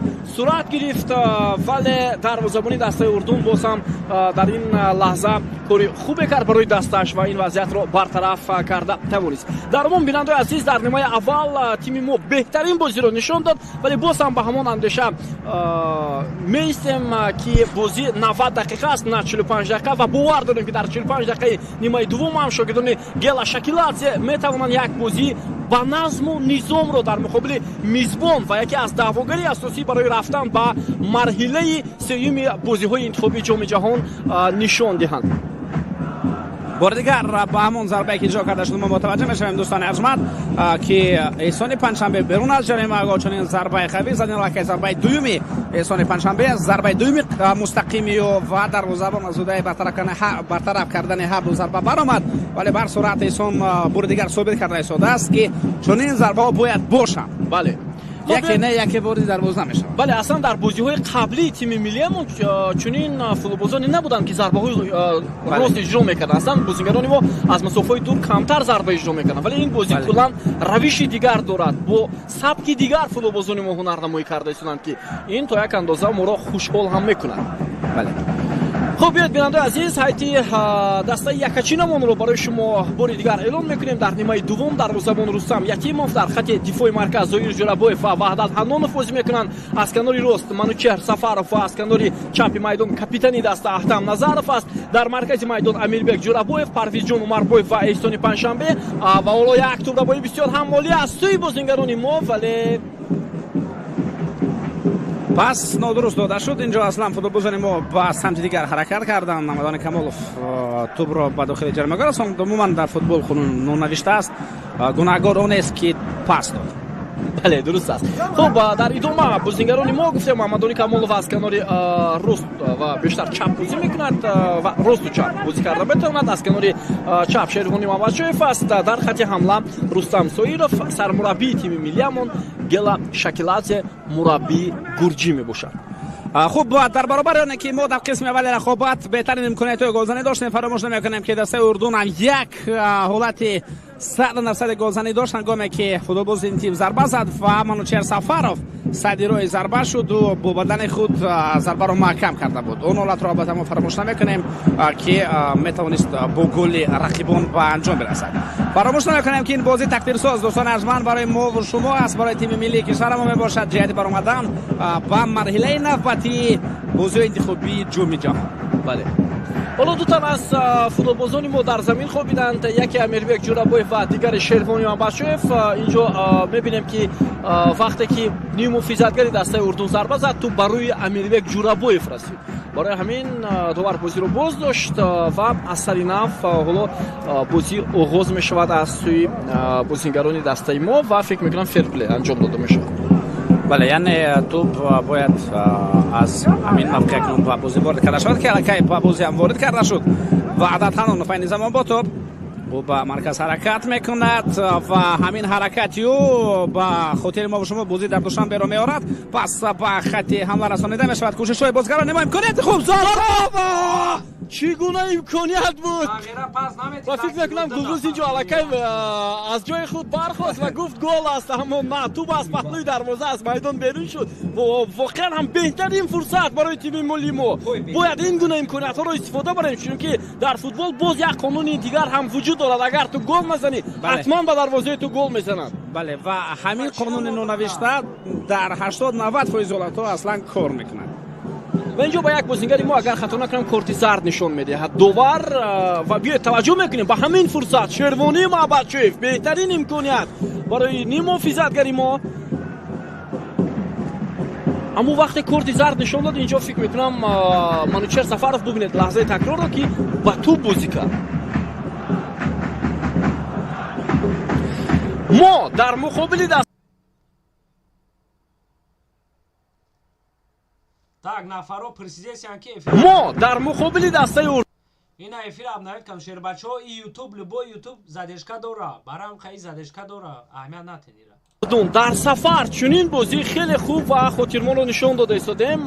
باز هم ما بازی اول رو با یاد میاریم و بسیار افسوس میخوریم که چگونه در لحظه های آخرین ما غلبه رو از دست دادیم. بله، واقعا همون بازی از خاطر ما نخواهد برآمد، ولی مهم اکنون غلبه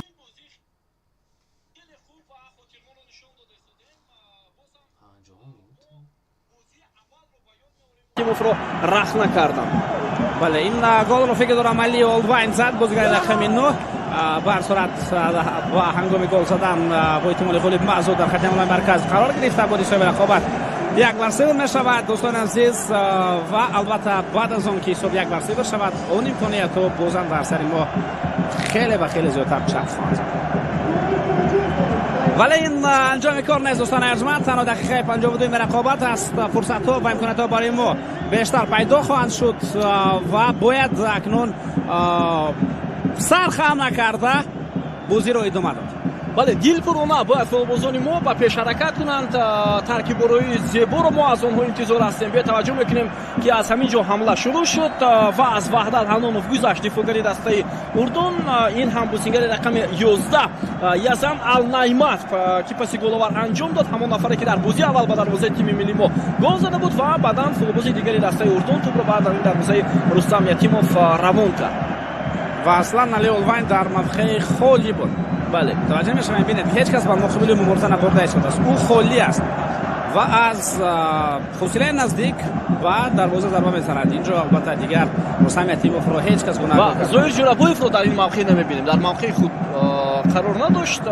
دفاعگر دوم مرکزی تیم ما و از این فرصت علی اولباین استفاده برد و حساب رو باز کرد. سال نوبتی با داخل جریمه‌گاه و توپ اینجا بیرون از میدان می‌رود. اکنون باید همین برتری که منتخب اردن دارد سراول فوتبالبازان ما باید بازی رو آرام‌تر سازند. با اداره کردن توپ یا با هجوم باشد با هر آینه باشد بازی باید آرام‌تر گردد و بعد از آن فوتبالبازان ما باز میتوانند به همان ریتم قبلی خود برگردند به همان بازی جالب و دیدنی که ما داشتیم. یعنی چنین خطاها باید صادر کرده نشود. ادامه حمله فوتبالبازان دسته اردن در نیمه دوم اونها حتی بعد از زدن گل بیشتر اشتیاقی حمله کردن پیدا میکنند و ببینید که در هر موقعی که قرار دارند حمله های خود را آغاز میکنند. گلروز امروز چند بازی هم در گروه های دیگر برگزار شد، از جمله در گروه آ که یک هنگامه در این گروه با میان آمد وقتی که افغانستان در مقابل قطر بازی را مساوی کرد و شانسی خود را برای رفتن به دور دیگر با اشغال زمین دوم بهتر کرد، زیرا در دور آینده آنها با کویت رقابت میکنند، آوتسایدر گروه خود و همچنین دسته‌های دیگر هم مبارزه را ادامه خواهند داد. التمری به هجوم میگذارد ضربه‌ای و در نتیجه صدگذار این ضربه برطرف کرده میشود. در مرکز میدان احسان پنجشنبه مبارزه برد ولی توپ را از نزد پای فوتبالبازان کشور اردن گرفتند و آنها میتوانند به حمله خود گذارند. پس نورالدین رابطه به کنار و این فوتبالباز باشد توپ را باقی به خط دفاع به عبدالله نصیر برمیگرداند. خب تماشاگران عزیز، از 18 دسته که در مرحله سوم بازی انتخابی جام جهان باید اشتراک کنند از آسیان در سه گروه الکی چند دسته رو خط گرفتند. حالا اینجا یک وضعیت خفناک و در زمان ما توپ را داشته میگیرند. از جمله اینها دسته های منتخب قطر، ژاپن، کره جنوبی، همچنین عمان هست با این روی خط، ایران، ازبکستان، عراق، عربستان سعودی، امارات و همچنین استرالیا. و خود رسا میکنیم دوستان ارجمند که از همین گروه دو دسته ای امکانیتی برآمدن به مرحله نوبتی را دارد، چون با سبب آنه که اکنون اشتراک از آسیا شماره دستهایی که اشتراک میکنند در جام جهان و بیشتر شد. این با اون این معنی رو دارد که اکنون با مانند سال‌های قبلی یک دسته نه از همین مرحله بلکه دو دسته به دور نوبتی میبرند. برای همین امکانیت برای دسته ما خیلی و خیلی زیاد شد که توسط همین فرمتی برگزاری و همین فرمتی مرحله انتخابی جام جهان رخصت بگیریم به همون مرحله آخرین پیش از رخصت گیری به جام جهان. بله، اونجا اصلا از سه گروه دو دسته اول مستقیما رخصت میگیرن، یعنی 6 دسته مستقیم رخصت و دسته سوم و چهارم مبارزه میبرند در بازی انتخابی بالا یک وضعیت خفناک در نزد دروازه ما و خوشبختانه این چیز به نتیجه با پایان میرسد. و بابا تصور کن که اگر با همون مرحله رخصت بگیرن منتخب ما اونجا البته دسته‌های بسیار هم قوی هستند، دسته‌های پیشرفت‌ترین قاره آسیا قرار دارند، ولی امکانیت هست. بله، امکانیت خیلی زیاد هست برای رخصت و جام جهان گرفتن. بله، با این فوتبالی که فوتبالبازان ما بازی میکنند، با این فوتبالی که آنها به نمایش گذاشته ایستادند، ارزنده هستند و حقی هنرنمایی کردن در مرحله سوم بازی انتخابی رخصت به جام جهان را دارند. این یک مرحله بسیار نو هست و تاریخی خواهد بود برای تیم ملی ما. حالا امکانیت هست برای فوتبالبازان ما. امیربک جورابویف بود از کنار میدان، احمدانی کمالوف میتواند حمله را ادامه بدهد، وارد جریمه‌گاه میشود کمالوف و امکانیت توپ در میدان باقی میماند، اما پس احمدانی کمالوف و بازیگران دیگر نرسید. پس به مرکز میدان توپ را در اینجا فوتبالبازان ما باید بگیرند، ولی این زمان به حمله میگذارند فوتبالبازان اردن. التمری دو نفر بر ضد مبارزه میبرند، التمری حمله را ادامه میدهد. پس زویر جورابویف در همین حالت توپ را زده از نزد پایه‌های الوباین دور میکند. این اصلا بازیگر دیگر یزدان النعمت است. بسیار خفناک بود عکس الحمله دسته اردن در همین لحظه، ولی دفاعگر ما زویر جورابویف در لحظه آخرین توانست در مقابل یزدان النعمت این وضعیت رو برطرف کند و به هر صورت برای دسته اردن حالا ضربه کنجی است. در دو حالت خوب بازی کرد زویر جورابویف. بله، خب التمری در کنار میدان قرار دارد. این تنها ضربه دوم کنجی برای فوتبالبازان کشور اردن از یک ضربه کنجی آنها در قسم اول داشتند و اکنون اینش اولین در نیمه دوم می باشد. اجازه میدهد داور برای بازی رو ادامه دادن.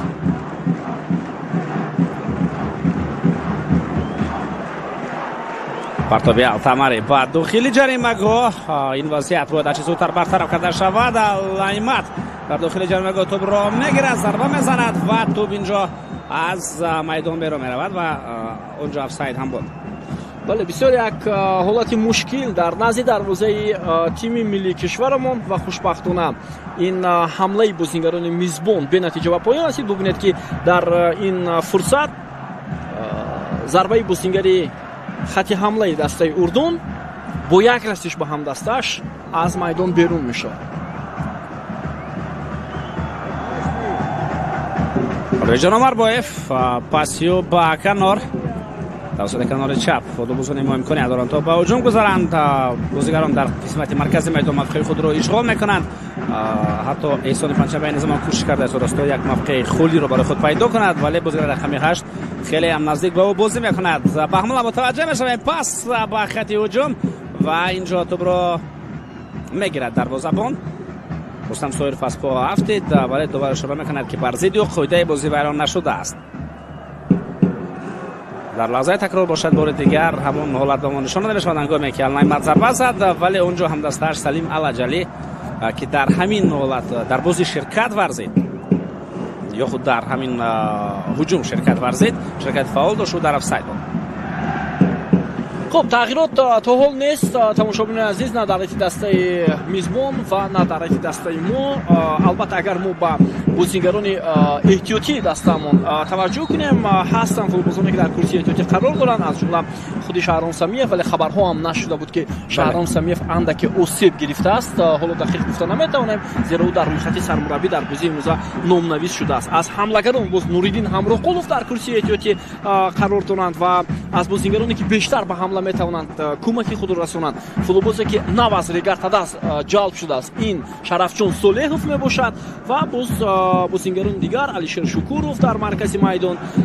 خب فتحالله علیمزاده بازیگر جوان که از چمپیونات قزاقستان دعوت شد به تیم ملی اولین مراتب. بله، پس باقی اینجا امیربک جورابویف توپ را به کنار به منوچهر سفرов میرساند. حرکت های منوچهر به خط هجوم، پس به مدان کمالوف میتواند به مرکز رود. ایرسولی و امیربک جورابویف ادامه حمله فوتبالبازان ما حالا از کنار چپ ادامه میکنه توسط احتم نظرов و اکنون با حمله همراه میشوند نیموفیزرگران دیگری ما. احتم نظرов کاپیتان دسته منتخب و اینجا نظرов خطا میکند در رقابت با فوتبالبازی دسته اردن در بازی با علی اولوین. اینجا احتم نظرов خود بازی رو ویران کرده است. میتوانیم بار دیگر با لحظه تکرار متوجه بگردیم. علی اولوین اولین شده به توپ رسید و احتم نظرов برای برگرداندن توپ و اینجا کوشش کرد و در همین تلاش خود با ویران کردن قاعده بازی راه داد. خب 15 دقیقه سپری میشود از شروع نیمه دوم رقابت. حساب 1-0 به فایده میزبانان است. تماشاگران عزیز، غیر است پیروزی شاید دیگر نتیجه ما را قانع نکند، هرچند نتیجه مساوی هم گفته می شود که برای دسته ما خوب است وابسته به بازی های اخیر که اردن در سفر مقابل عربستان سعودی بازی میکند و ما در میدان خود مقابل پاکستان. ولی باز پیروزی لذت دیگر دارد، زیرا در صورت پیروزی ما میتوانیم روی خود را به در دیگر همراه کنیم، زیرا ما در میدان خود حتما پاکستان را میتوانیم شکست بدیم، چون که پاکستان یکی از دسته های نه تنها ضعیف گروه بلکه ضعیف آسیا هم هست. بله، و چون ما در میدان خانگی پاکستان به دروازه اون شماره زیاد گل زدیم، البته 7 گل، این معنی دارد که در میدان خانگی خود باز هم با احتمال غالب چنین مقدار گل حتما غلبه می‌کنیم و حتما غلبه.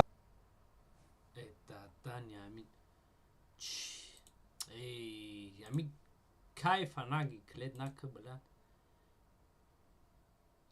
رستم سویرов و احمدانی کمالوف بود، اما فوتبالبازی دسته اردن با کمالوف اجازه نداد که حمله رو انجام دهد و باز هم پرویز عمربویف از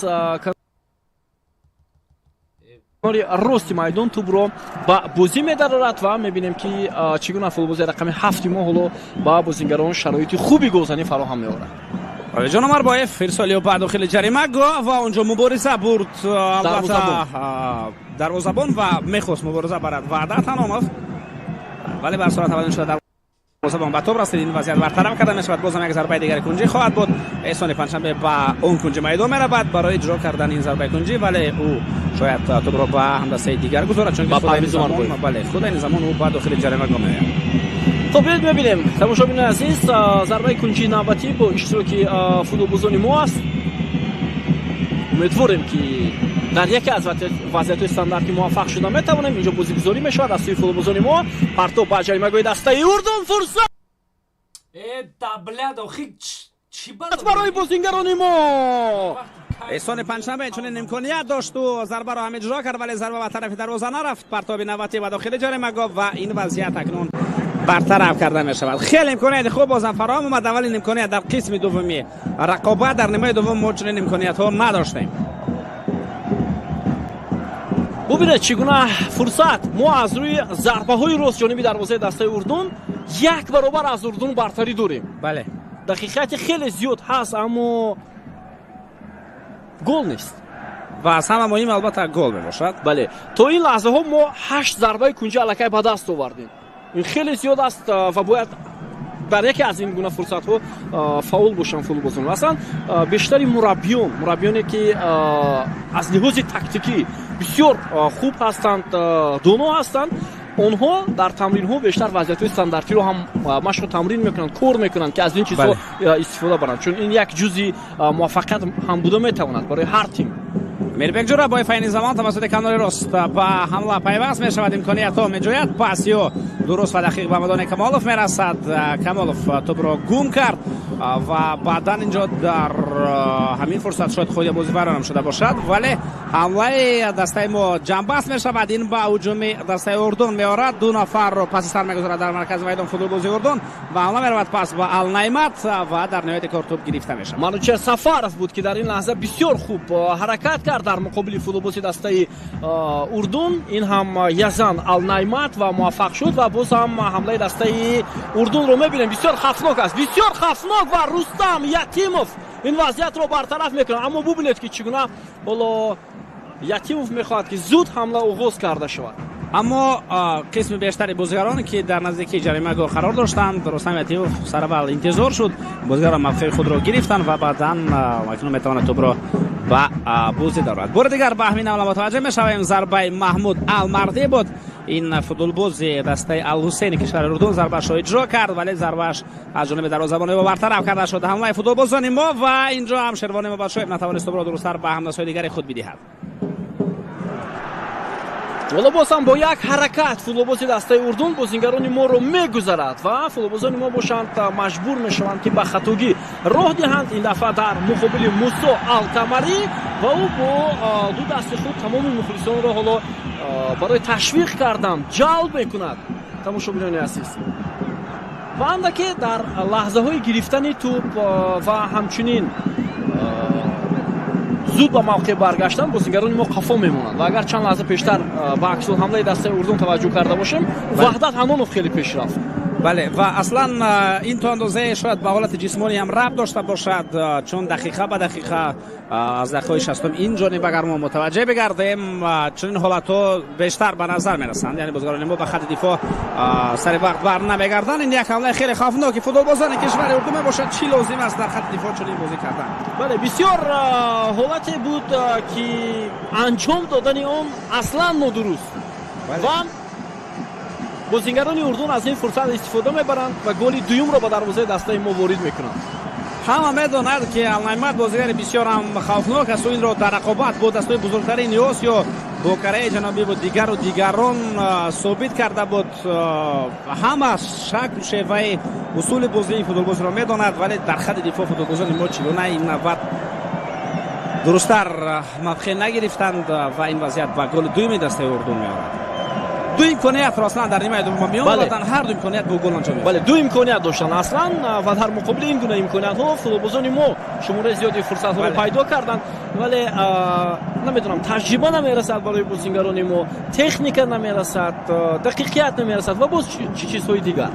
همین فرصت را در نظر دارم. منوچهر سفارov نفهمیدم عموما نفهمیدم بله نوفهمو هم بود و در این وضعیت حداقل باید توپ را از میدان بیرون هم میکرد، ولی این تا یک اندازه دشوار هم بود برای منوچهر سفرов و به هر صورت وقتی در رقابت با یک بازیگر دسته حریف قرار داری حتما باید توپ را از میدان زده بیرون کنی یا چیزهای دیگر، وارنت‌های دیگر هم هست. در بسیار اشتباهی بله بغل بله بابا در چنین بازی مهم در چنین صد بله خوب گویم که نرخ یک اشتباه خیلی گران است، خیلی گران است.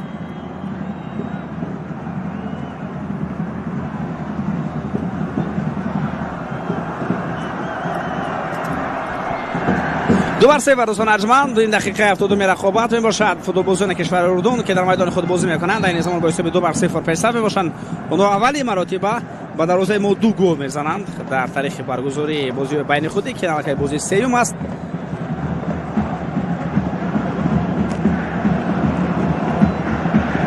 به هر صورت من فکر میکنم گلروس حالا وقت خیلی زیاد است، وقت هست، فوتبال است، باز ما میتونیم دو سه امکانات دیگر به میان آوریم، چون در فوتبال حتی ثانیه ها هم نقش اساسی گذاشته میتونند. برای این بازیگران باید تلاش کنند، امکانات ندهند، در هر موقع فعال باشند، فرصت های خوب به میان آورند. هیچ چیز از دست نرفته است حالا. بله بابا من باور دارم که امکانات ها حتما با وجود خواهند آمد، ولی من باور ندارم که اونها با گل انجام میدهند. برسال باور کردن خوبتر است، ولی واقعا هم باز با اندیشه گلروس هم باور می شود کرد که با اون امکانیتی که بازیگران ما دارند استفاده نمیبرند تا یک اندازه فکرای ما باز تغییر می‌یابد. برای همین در کرسی احتیاطی باز 10-11 نفر دیگر بازیگر هست. خب تغییرات می شود. حالا اولین تغییرات به جای شیروانی و اباچیف و میدان نوردین همراقلوف وارد می شود و از یک نیمه‌فیزدگر مربی دست میکشد و حملهگری دویم رو به میدان میآورد. معلوم میشد که اینجا شهرام سمیف اوسیب دارد. واقعا اوسیب داشته است، چون اگر او شاید آماده می بود البته در خط حمله مرکز به جای رستم سویروف در نیمه دوم داخل او به میدان میآورد. تو از میدان بیرون میرود، همچنین اینجا منوچهر سفرov اندکی اوسیب میبردارد.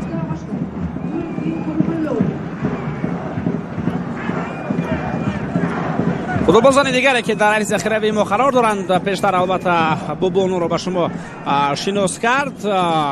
با چنین شکل بازی اصلا بازیگران خط حمله بود بسیار به میدان آیند. این زمان تنها یک فوتبالباز خط هجوم ما وارد میدان میشود، نوردین همراقلوف.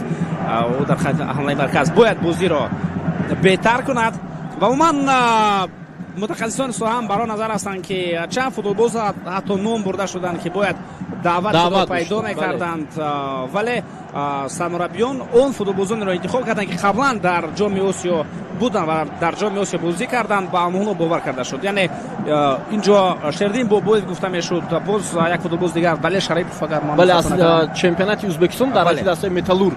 بله یعنی این فوتبالبازان نام برده میشدند و اصلا متخصصان هم میگویند که قانون فوتبال همین چیز را طلب میکند که اون بازیگرانی که در همین وقت و ساعت بهتر هستند باید دعوت کرده شود.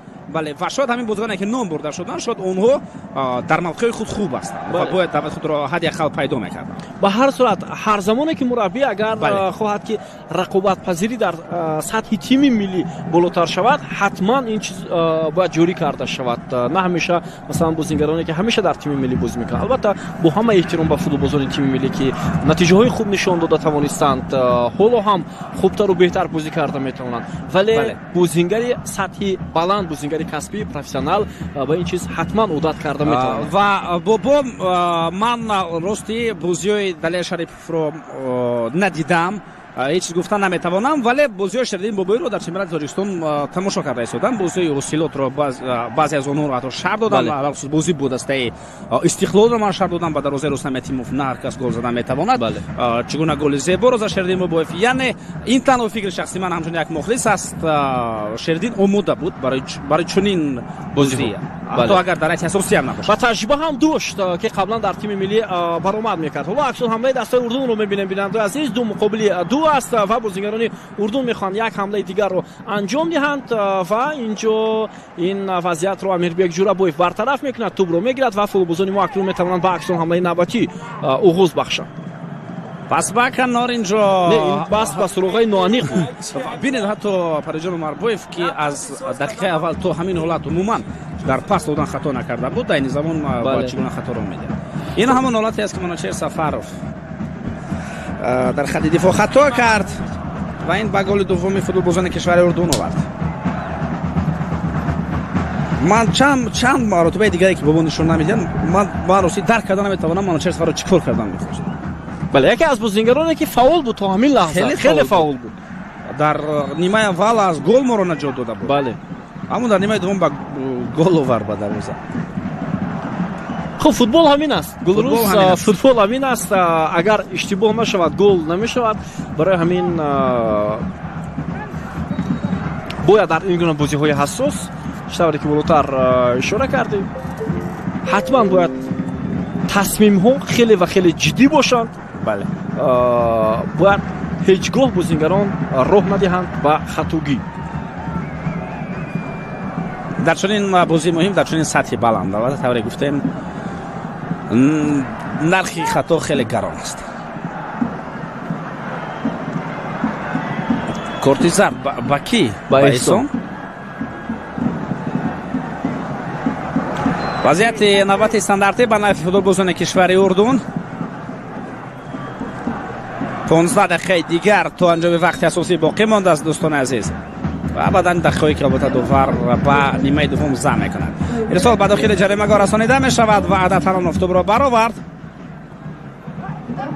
ولی در برگشت باز هم فوتبالبازان کشور اردن هستند و اینجا اونها با خطا رو میدن تو برو درست به کنار رسانیده نتوانستند. دیگر در حیاتی دسته ما تغییرات نیست تا حال و ما گفتیم که بازیگرانی که در کرسی احتیاطی هستند تجربه دارند و حالا میتوانند باز هم با برآمدنشان به میدان بازی شاید دیگر کنند. ما امید داریم حالا ادامه حمله فوتبالبازان ما حمدانی کمالوف میتواند به توپ رسد اما چیکار میکنه اینجا کمالوف شاید اندکی سراسیمه شد برای اداره کردن تو. بله سرول با پای راست را قبول کرد و بعدا با پای چپ که او در حرکت بود به توپ رسید و توپ از میدان بیرون رفت.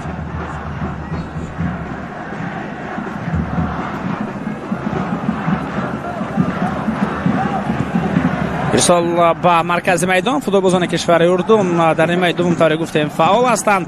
النعمت مبارزه را در کنار ادامه میدهد تو به نظارت فوتبالبازان اردن میگذارد و در مرکز منوچهر سفر تو را میگیرد و حمله را آغاز میکند. پس با امیربک جورابایف ادامه حمله فوتبالبازان ما از خط حمایت شروع میشود. زویر جورابایف، امیربک جورابایف، منوچهر سفرов، کمالوف و حتی بازیگران ما در رقابت یک به یک وقتی که توپ رو صاحب میشوند موفق شده نمیتوانند. نه سرعت میرسد، نه دریبلینگ میرسد، نه تکنیک و نه چیزهای دیگر. حالا بیاید توجه میکنیم به ادامه حمله فوتبالبازان کشورمون. منوچهر سفرов و امکاناتی بسیار خوب بود. ضربه کنجی. بله بازم یک ضربه دیگر کنجی بر نفع فوتبالبازان ما. ضربه کنجی نهم است بابا اگر خطا نکنم بر نفع فوتبالبازان ما. حساب ضربه کنجی در قسم اول رقابت به نفع ما خیلی و خیلی زیاد شد. در قسم دوم علاوه خصوص در قسم دوم ولی چون این فرصت رو باز هم بیشتر گردید. خب بیا توجه میکنیم حالا برای حساسیت رو در بازی امروز برگردانیدن مهم است که در ازای این فرصت با دو گل فوتبالبازان دسته حریف جواب گوییم. پرویزیان عمربایف ارسالیو بعد داخل جریمه گام کند برای ضربه زنی وجود دارد و در قبول کردن توپ اینجا کمی خطا دیده شد. این به حمله جوابی خوفناکی دسته اردن میآورد که توسط کنار چپ اونانی زمان جریان دارد و بازیکنان این تیم هم سراسیمه نیستند. التمری در کنار مبارزه را ادامه داد و قاعده بازی بر ضد و ویران کرده شد. مازن این فوتبالبازی است که در یکی از چمپیونات‌های مقتدر اروپایی هنرنمایی میکند. فوتبالبازی دسته مونپلیه موسی التمری.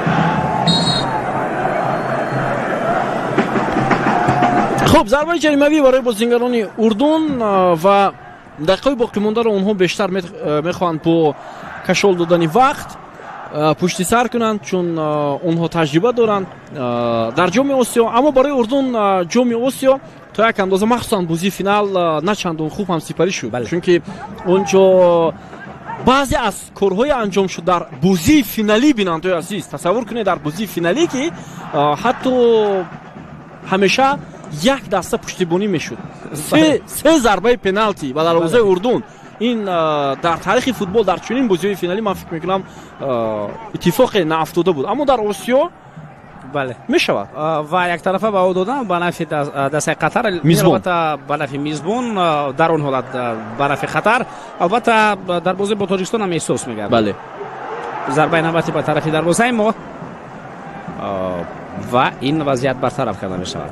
در جام آسیا حمدان کمالوف بر مقابل دسته اردن بازی نکرد چون که در رقابت در بازی با قطر کورتی بله بازی با قطر حمدان کورت سرخ گرفت و من در یگان بازی با قطر بعدیان بله اشتراک نکرد و یکی از همون بازی ها از بازی بر مقابل دسته اردن بود. اگر ما از اردن میگذاشتیم بعدا حمدان کمالوف در رقابت دور نیم نهایی اشتراک میکرد. بله حاجان عمر بایف پاسو به کنار. خب حالا شهرام سمیف رو دیدیم آمادگی دیده ایستاده است برای برآمدن به میدان یعنی آماده بوده است شهرام سمیف اما حداقل برای 10-15 دقیقه آماده بوده است نه برای 45 دقیقه نه برای تمام بازی. این هم البته از اون درک می‌دهد که واقعا هم یعنی او خود را سوق سلامت به پارگی احساس نمی‌کنه. خب حالا با میدان آمد شهرام سمیف تحت رقم 22 و منوچهر سفرов رو عوض کرد دفاعگر رو. بله اینجا اکنون توجه با پارگی به خط هجوم است یعنی در ادامه بازی را با سه دفاعگر ادامه دادن میتوانیم و بازیگران خط حمله ما که شمارشون اکنون خیلی زیاد شد باید در خط حمله خیلی و خیلی فعال باشند. حمدان کمالوف این زمان با توپ در کنار قرار دارد حرکت خود را ادامه میدهد پس باقی کمالوف وحدت حنانوف حالا پرتابی توپ جریمه فرصت برای بازیگران ما و با توپ استونی پنجشنبه خوبتر رسیدن نتوانست.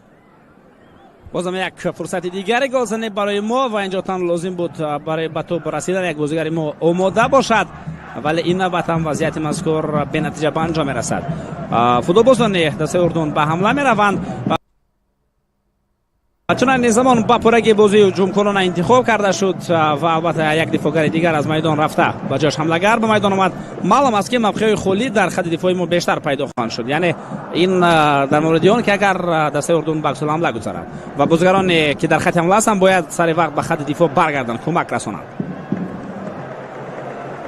حمله بازیگران دسته ما به نتیجه به پایان رسید و اینجا فوتبالبازان دسته اردن اکنون میخوان به حمله روند ولی یک توپ روی بسیار هم عالی فرصت شهرام سمیف امکانیت ادامه دادن حمله برای فوتبالبازان ما وجود دارد. کمالوف پاس و اینجا چی اشاره میشود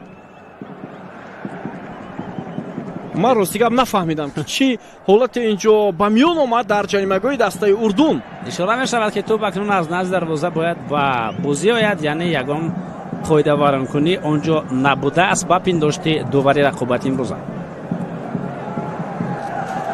عزیز ابولیلا دروازه‌بان منتخب اردن ضربه با خط حمله تا به نزدیک جریمه‌گاه ما این توپ میرسد و با استفاده بدن خود توانست توپ را تمامی تا بگیرد علائمات مبارزه را در کنار ادامه میدهد و او قاعده بازی را بر مقابل پرویزجان عمربایف ویران کرد. خب حالا هم سری وقت است تماشاگران عزیز کمتر از 8 دقیقه دیگر تا انجام وقت اساسی بازی باقی مانده است. حساب 2-0 ادامه حمله فوتبالبازان ما فرصت پرتو به جریمه‌گاه دسته اردن ادامه دادن حمله را می‌بینیم اما بازیگران اردن در هوا امکانیت نمیدهند با فوتبالبازان ما. حالا فرصت هست پرویزجان عمربایف میتواند حمله را ادامه دهد یک پرتو به او را انتظار هستیم پرتو بسیار خوب امکانیت ادامه دادن حمله اما افساید است اینجا. بله اونجا در حالت نبازی رستم سایروف قرار داشت هنگامی که به طرفی او پاس داده شد این فوتبالباز در افساید بود و دوباره هم برای همین صداش را بلند گرداند. یک بازیگر دیگری دسته اردن هم کمی آسیب گرفته است این عبدالله نصیب است و با شما بار دیگر نشان میدهند همون فرصتی که تو به رستم آمد و این فوتبالباز در حالت نابازی قرار داشت.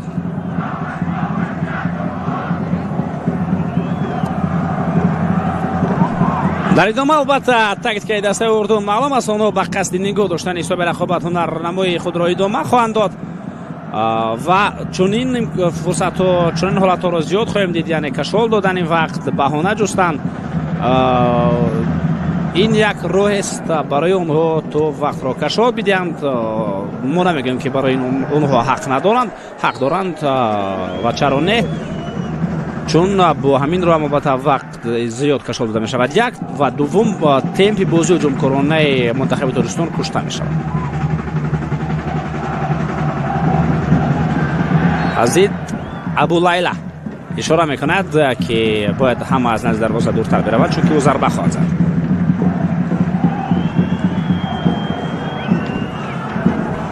شهرام سمیف اینجا دوور صدا شکش را بلند میگرداند. کارت زرد با یکی از فوتبالبازان ما نشان داده شد، شاید با وحدت حنانوف.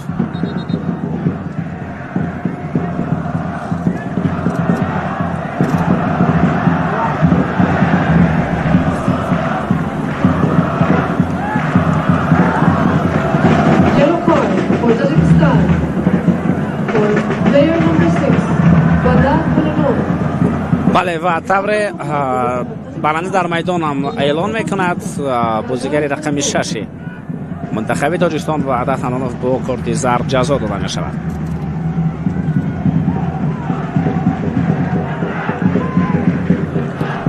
این باشد حالتی که در مرکزی میدان است با سلیم العجلی هفتی. اما نوبتی دسته اردن ارسال به داخل جریمه ولی نانقدر درست روان کرده شد. خب 5 دقیقه دیگر تا انجام وقت اساسی بازی باقی میماند. تماشاگران عزیز، ما با حساب 2-0 در سفر مقابل میزبان در بازی حساس، در بازی حیات و ممات باخته ایستادیم و این معنای اون رو دارد که اگر ما در بازی امروز به باخت دچاریم، تمام امکانیت رو برای رفتن به مرحله سوم بازی‌های انتخابی جام جهان 2026 و راحت به جام آسیا 2027 رو مستقیما از دست میدهیم. بسیار نکته مهم رو اشاره کردی، چون که اگر همین مرحله رو پس سر میکردیم، پس در دور انتخابی جام آسیا شرکت نمیکردیم، یعنی در مرحله نهایی یک بار اشتراک میکردیم. اکنون بیننده عزیز، ما در خطر دسته های دیگری آسیا که تا یک اندازه برای راحت مبارزه میبرند، ماهی اکتبر همین سال رقابت رو شروع خواهیم کرد که اونجا از هر یک گروه یک دسته به جام آسیا میرود. از 4 دسته که در یک گروه قرار میگیرند، اونجا اگر خطا نکنم 6 گروه هست، تنها یک دسته رو خط میگیرد به جام آسیا از هر گروه. برای همین باز هم وظیفه های ما دشوارتر میشود. یعنی برای آمدن از همین مرحله به مرحله نوبتی چند وظیفه رو برای ما خیلی آسان میکرد. پرتاب به مرکز وحدت حنانوف این زمان به هجوم پیوست میشود. دمدان کمالوف در کنار میدان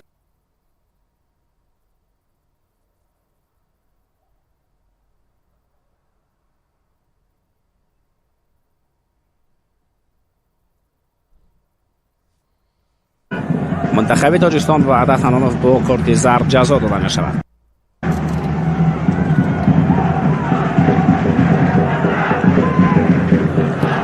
این باشد حالتی که در مرکزی میدان است با سلیم العجلی هفتی. اما نوبت زیبت کردی آخی چی بلا دوری قمه چسبی؟ اون این بچه ها تاخشه تماشا کنن همی پاتی دالبایی و بابلت سری ما ویران شونده یک کارو چی نمیدونم مرم بخدو دیونای چه اینترنت های چه اینترنت سب فویزه یک زمان ولی انتخاب نشد.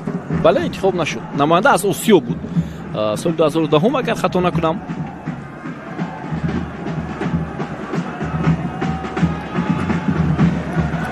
خب کمک رسانیده شد با بازی خط دفاعی دسته اردن که از جا بالا می شود. امکانیت دارد تا بازی را ادامه بدهد. دقیقه 88 دوستان ارجمند جریان دارد.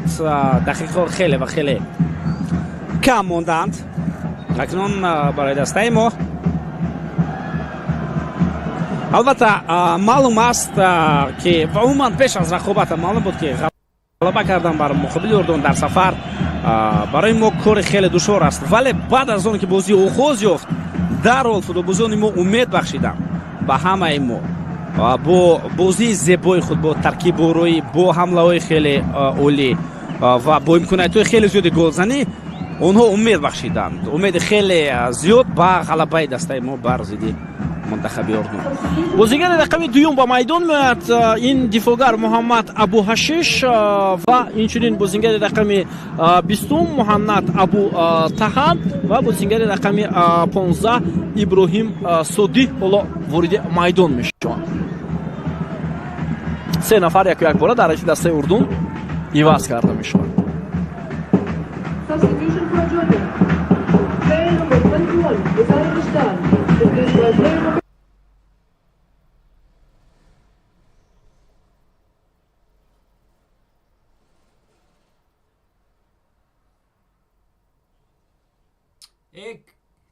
ای باخر ایدیم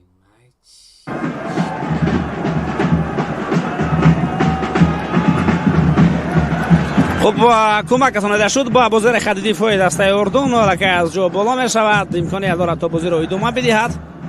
دقیقه 88 دوستان ارجمند جریان دارد. دقیقه خیلی و خیلی کم موندند اکنون برای دسته ما. البته معلوم است که عموما پیش از رقابت معلوم بود که غلبه کردن بر مقابل اردن در سفر برای ما کار خیلی دشوار است، ولی بعد از اون که بازی آغاز یافت در حال فوتبالبازان ما امید بخشیدن به همه ما با بازی زیبای خود، با ترکیب روی، با حمله های خیلی عالی و با امکانیت های خیلی زیاد گلزنی اونها امید بخشیدند، امید خیلی زیاد به غلبه دسته ما بر ضد منتخب اردن. بازیگر رقم دوم با میدان میاد این دفاعگر محمد ابو حشیش و اینچنین بازیگر رقم 20 محمد ابو طه و بازیگر رقم 15 ابراهیم سودی حالا وارد میدان میشوند. سه نفر یک بار در دسته اردن عوض کرده میشوند.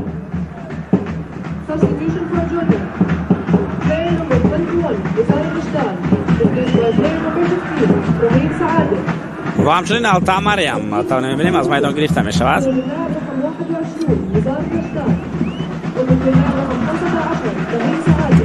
و به جای بازیگر دیگر به میدان میآید فوتبالباز تحت رقم 20.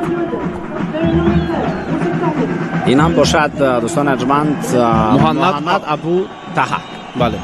و سه بازیگر اساسی رو سرمربی دسته اردن گرفت از میدان و حالا انتظار هستند مربیان دسته اردن که دوباره چند دقیقه علاوه میکند.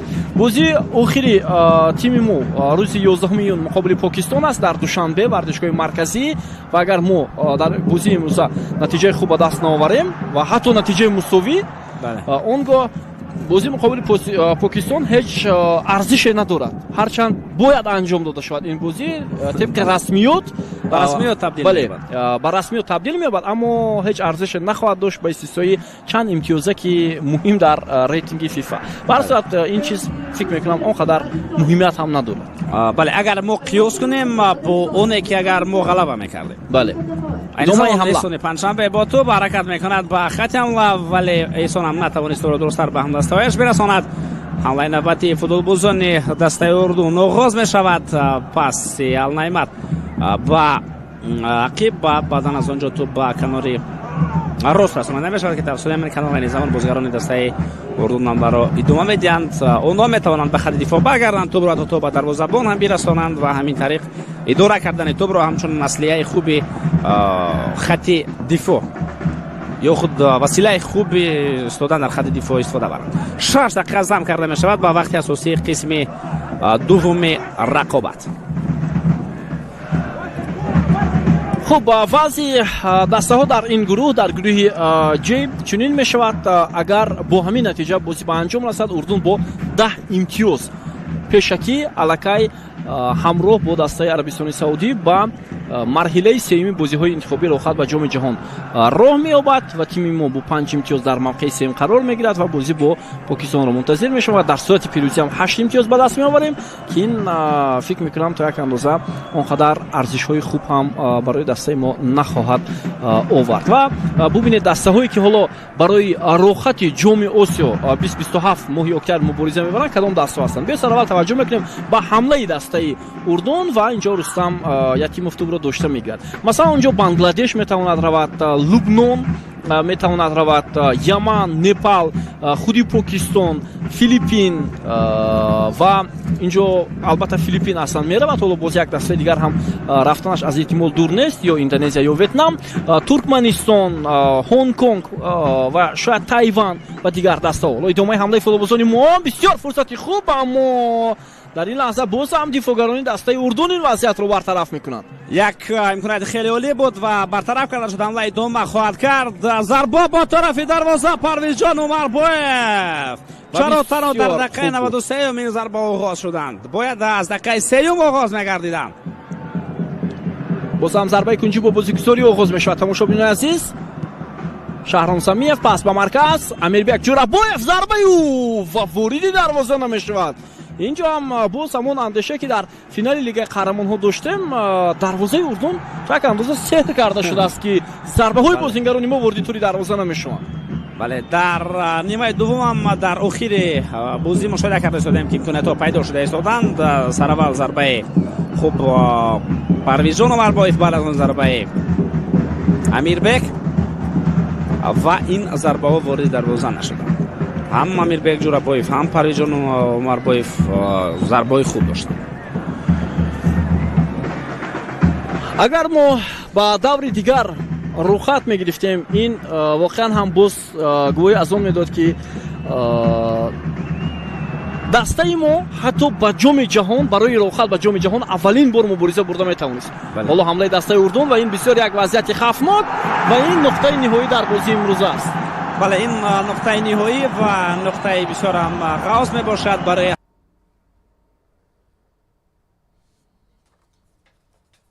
ай ҳама хубуш ку мебурам мерам дафт кни хеле бозия намешавад чико кардани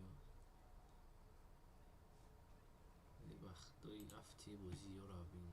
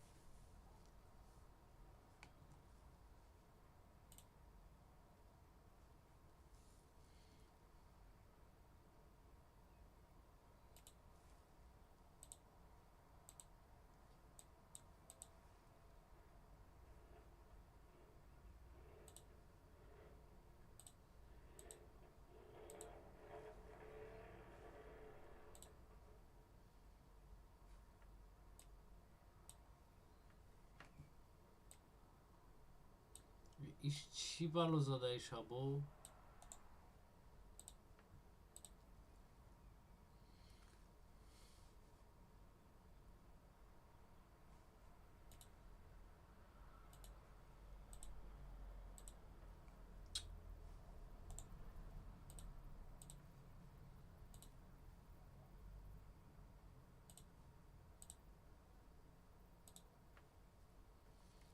так мардами ҷун бозӣ тамом шид, дафт кунед, се унов шид, ӯ тамом шид. сағиро як комментариҳо менависе, шумо да ман бағдо кайф мегиред. як гум шавқати эфир нависе. охир бародаро, и эфира ман мегум ки як моша эфир накардам. ман дуромадам бозӣ уже сар шуда буд, намедонам компютера чӣ хел установид кардам, мисусуним ҳамаи чиша дуромадам, задам буромадам, короче ел ҳамо эфира кардам ша. барам қама ин кора пасай намекунем ки ҳамаша чотки кунам монумтона бо ҳами қашдам як хеле драмат намеги бароям эфир дафт куне намонемшон дига бой доданаш надорам намешаванд намҷа чӣ монумтона ягон видео монумтона биё ҳама хубуш инстаграма монум будроен обунашен шербачо таҷик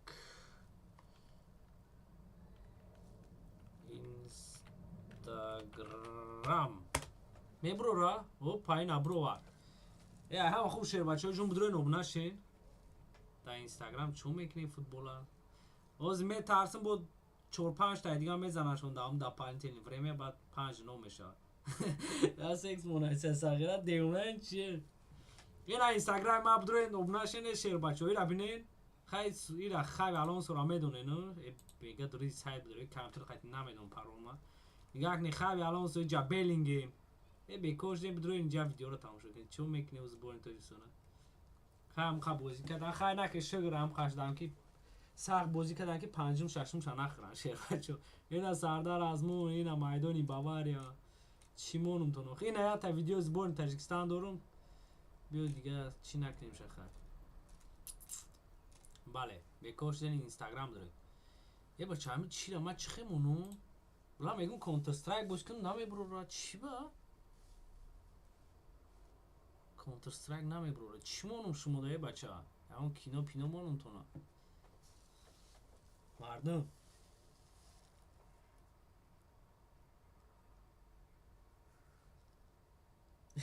نه بازی را نمیمونم که ولی 4 9 میشه یا 5 9 میشه با وحشه خودتون نمیبره برام خیلی چی نکنید بازی نگین دیگه مردم شرمنده که خیلی تاجیکستان نمیبره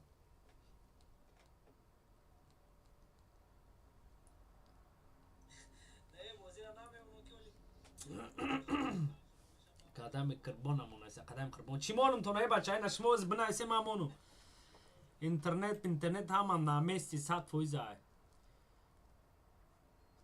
اینستاگرام کامت که دف میکنیم نمیدونم چی مونم تو نوخی اینا اینجا خبرو همه با زبان نیمیسی های کرو چی خیلی خوندهش نمیدونم اینا فلوریان ویرتز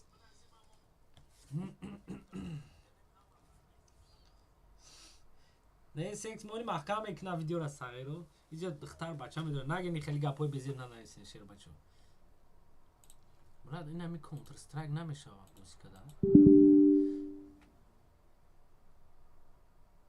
میگه بازی نمیشه بازی کردن سببی که کامپیوترت ناسترویکاش ساز نیست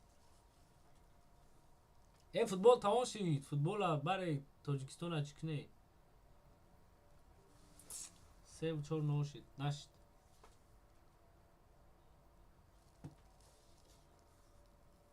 او شیر بچه های جون بدرون خوره نمکسه اینستاگرام مونند یوتیوب کما تاجیک یکم تا بکوشین خیلی اینستاگرام داشته باشین بدرون نبونشین حتما اونجا فوتبال های دیگون اگه با بله سلکای پادشکا بالای کامنتر دیگون تاتون بخورین یکم سو پادشکا که نخورین اختون احتیاط کنین تمام شیر بچه های جون چی مونم شما نمیدونم چی بزنم اینجا چی بزنم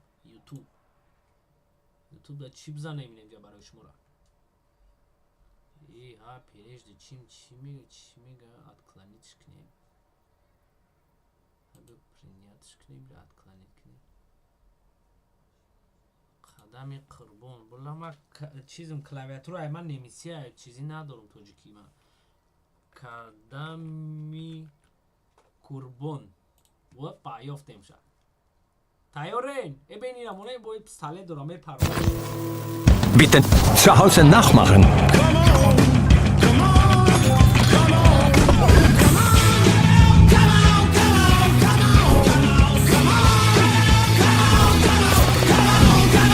Zu Hause kannst du dir alles leisten. Inspiriert durchs Leben. IKEA.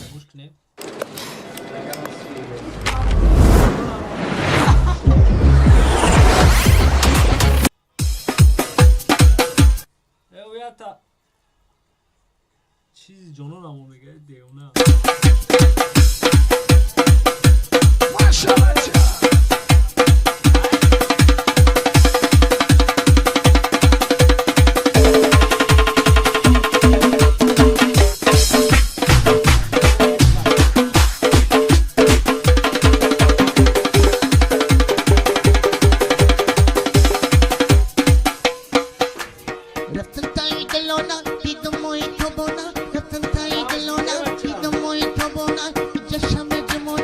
Just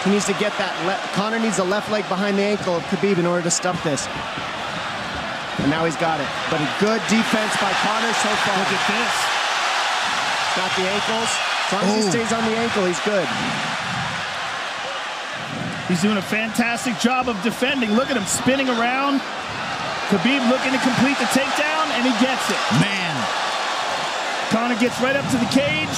Let's see if he can get back up to his feet. It's one of the big questions. He's got his feet tied up well. Look how good Khabib has done a job of wrapping those two legs up together. This is what he does to everybody. اما آواز پولی میکشون میخوام قطعش موجه صحبت نیم شیر بچه ها جون نشو تیمای فوتبال ماش ما رو چی بگم موخی توجیکستان یک میگم که شکلازی را گیری تمام ده دیمنی گروزی نکی ولد نمیفهمه فوتبال اوخی همون شاید هر تایت پنیت کاتون چه نام باشه گرفتی نمورد ای سبب که سوم کم بتنش فهمیده سوم کم راست خود شوا اینی ترینر شوا نه که فکر نمیکنه اگه جمود بوجی وجنی دوره میجا مردم همه با امید که مو کماندمو زبونیمو میبرایت هم میکنم تام نه نیسته او خیلی پنیت کن نیسته بخدو اون همین میشنیم ایداستمون چی میاخی بالچکی میکنیم درای دور غریبی اومدگیم بالچکی می هم که کور ایداستمون میاخ چیکو کنیم اونا شو برای ایو بوشن همین خیلی گرفته کوخیر سالو همون دا از این گپ مونش آرام شویم باشه چوکار کوخیر سالو ها کی شیر بچه سعید خشوتر بنایسش با توجیکی با انگلیسی بنایسش من جمعونم شما برای که توجیکی خطی کلاویاتور هم نمیسی شیر بچه جون انگلیسی نمیتونم مونده صدای دیل دانات کردن در اکران نبرومد میگه شیر بچه های جون داناتو تونده میبروید بله برای که من باید این پاتی داناتا باید نسلوکه کنم بخشی زیاد نمیبرورم برام که من همین روز کارو چه ایکار اومدم اوجا دیدم که باعث توجیکستان سر میشه من گفتم بیو همین را افیر کنم بیسو بچه‌ها پرسیده سردن در اینستاگرام که افیر کن برام کاملا گرفت سراز افیرش کنم شیر بچه‌ها این همین شما دا که بیسو هر سایت ولی شیرن نکنید آخه ما در توجیکستان نداریم ترینر کی نمیمونن آخه من نمیدونم او شکلازی واپشه نمیشه هم پتر سیگ نه توجیکستان اکانتر پیش برده سبود امور هم با فکرم سومش ندادن گرفتن سرش کرد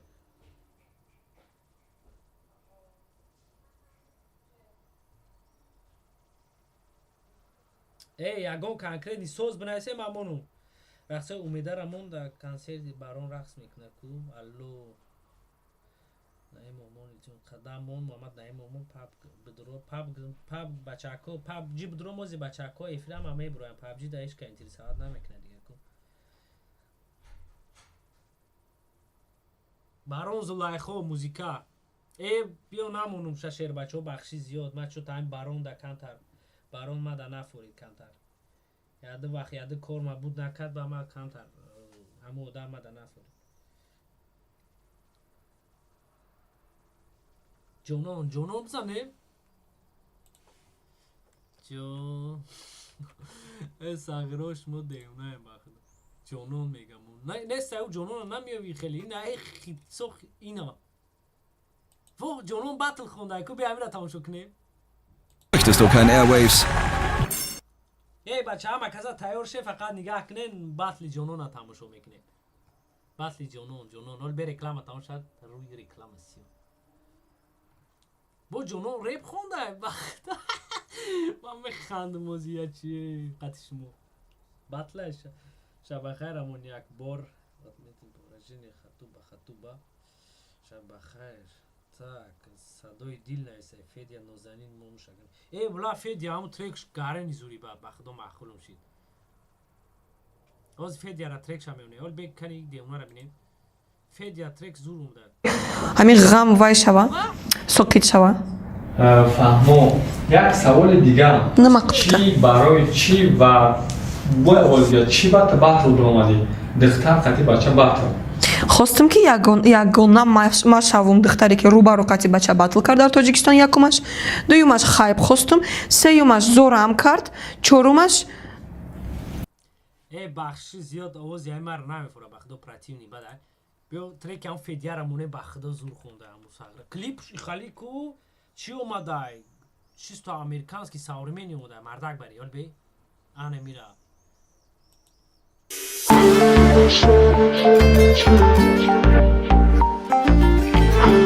Show.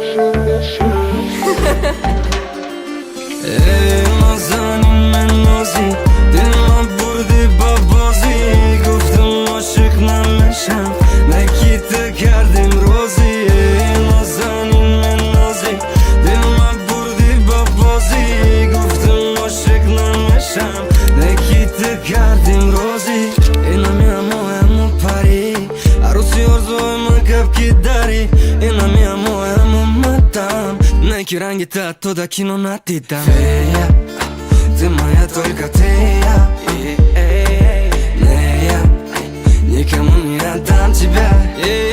Пантера, ты поноза дот киштишера. Ты фахад нагу калиманера. Мезани чашма гришимамера. Пантера, оста бумон кадамота. Озака вукота вода. Мара мекиша усна манера.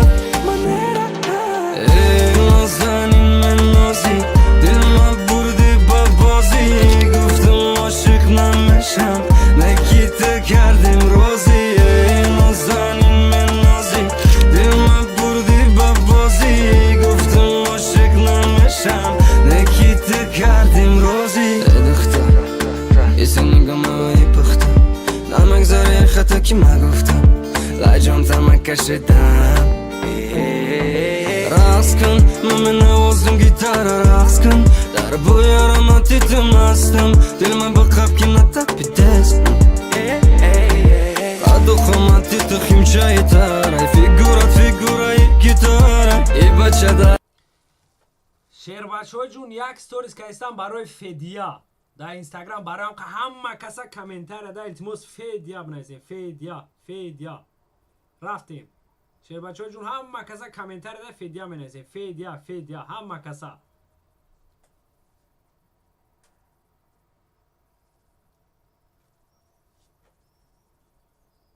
Raqsu sartu putar, da chashmatim mebinam ozdom. Ay sara dur kunda fikroy khom. Ты faqat begu barod metim jun. Ey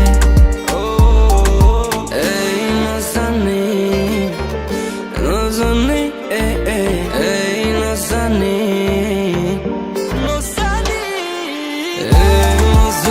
Men nozi, dilma burdi babozi. Guftum ashik namesham, nakita kardim rozi. Nazani men nozi, dilma burdi babozi. Guftum ashik namesham, nakita kardim rozi.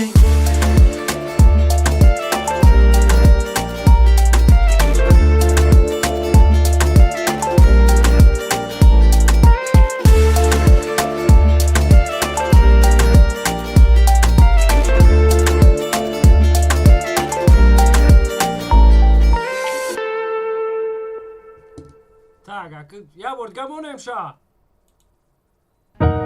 Как любовь твою понять? Я стараюсь вперед, но ты сжигаешь все.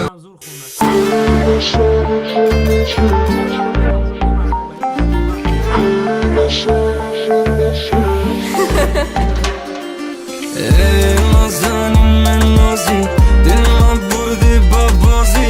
Guftum ashik namesham, nakita kardim rozi. Nazani men nozi, dilma burdi babozi.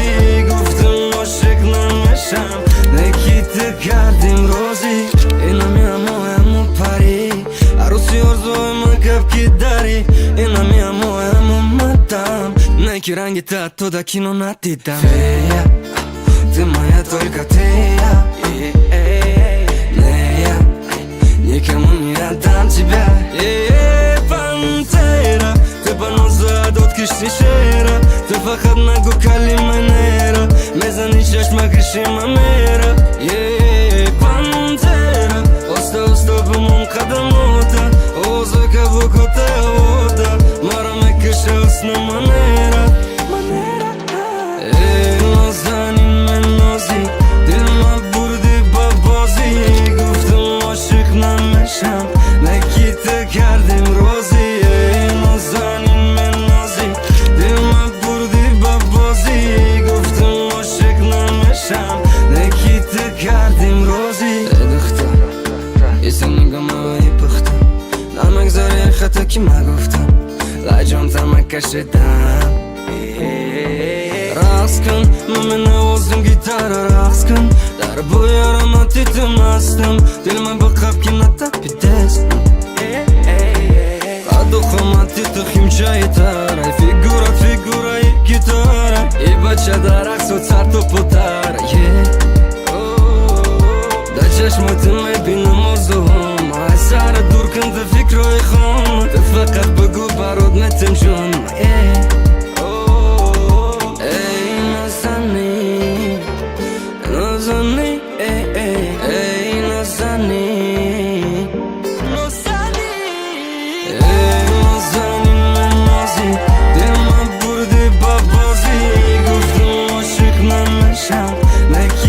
کردیم روزی ای نازنین من نازی دل من بردی با بازی گفتم عاشق نمیشم نکیت کردیم روزی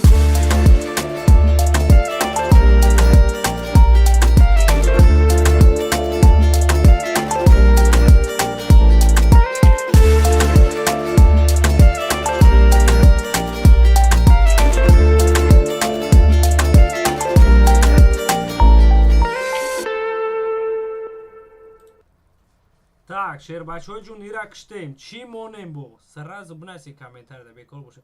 Лукай сам же добрый человек. Футбол.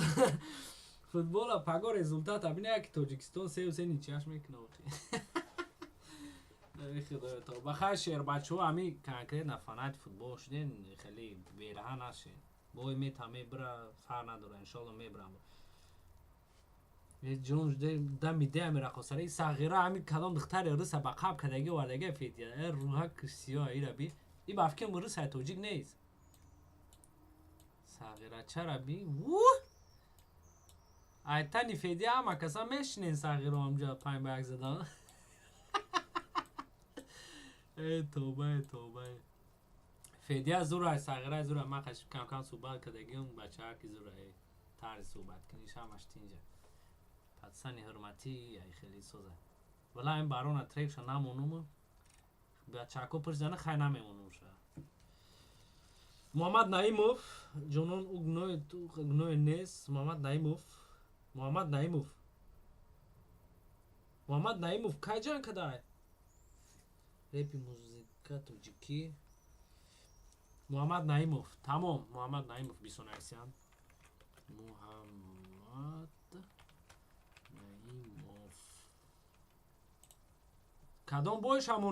Как Наимов сделал мощное...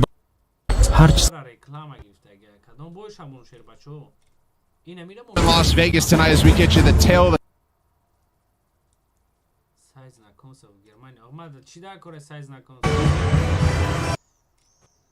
Так, кадом шамон Щербачов, номи боя бген шмо.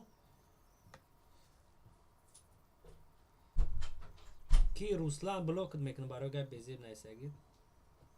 Курбонов.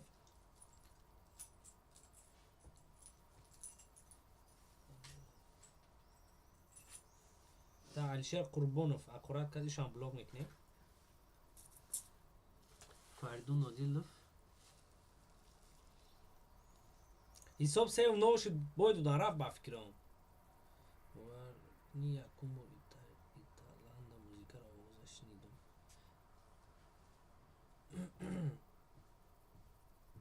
من نمیدونم چیرم اونو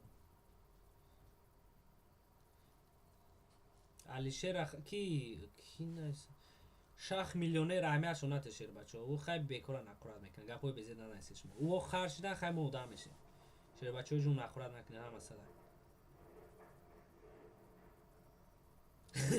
قطعی جانم بایش همون میگه یه بچه آخه چی نمونو من نمیدونم شما چی نمیخوای بینین همی بایم Las Vegas tonight as we get you the tail of the tape. Couple of 28-year-old lightweights trying to build their resumes. Jamie Malarkey is the biggest betting favorite on the card. We also highlight the sizable height advantage, standing 3 inches taller and 4-inch edge in reach.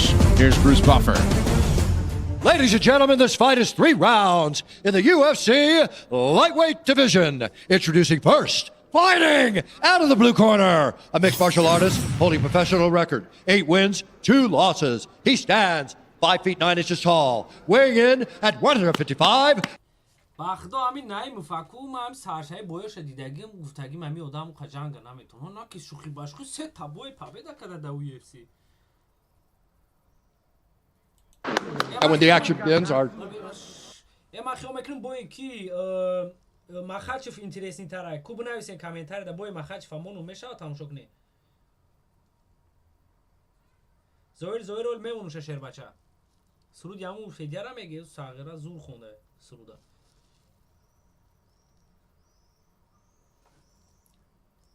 هم تریک مخاچ و موندویو که پول یفی ابکشیم برویم شیر باشو Jamie Malarkey, when he was about to board the plane, he was going to be the biggest betting underdog on the card when he took on Guram Kutataladze. Instead, he's the biggest betting favorite now, taking on Muhammad Naimov. Crazy. Isn't that crazy? Ready. Let's fight. But Malarkey figures to be game no matter who he's fighting.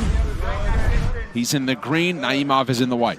Yeah, and all jokes aside, Brendan, a change of circumstances as well, because Malarkey, as we said, went through several opponents.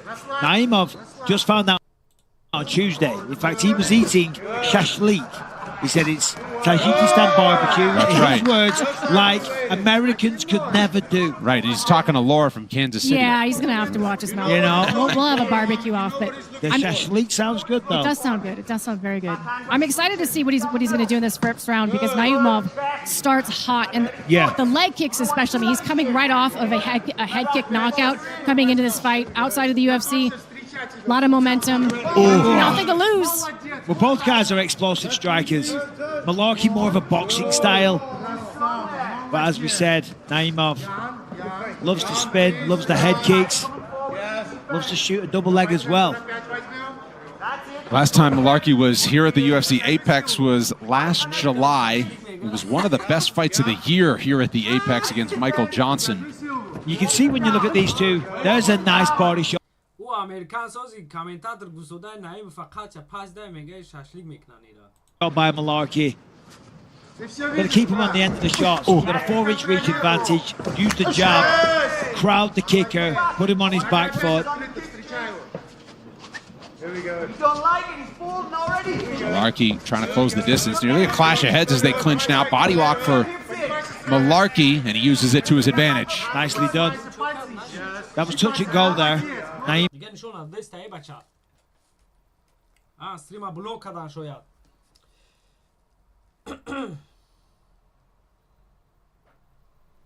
ای بویا موندم برام که افترسکی پرافشی مال ای روی بویام سیاه که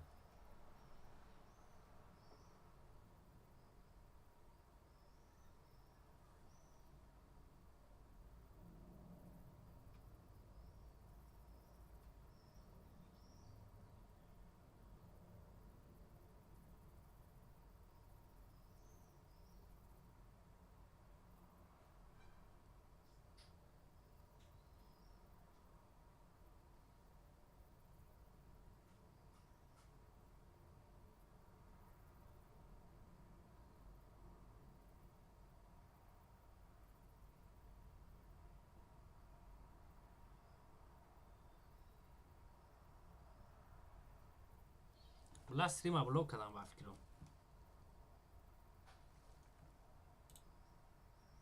بله بلوکش کردم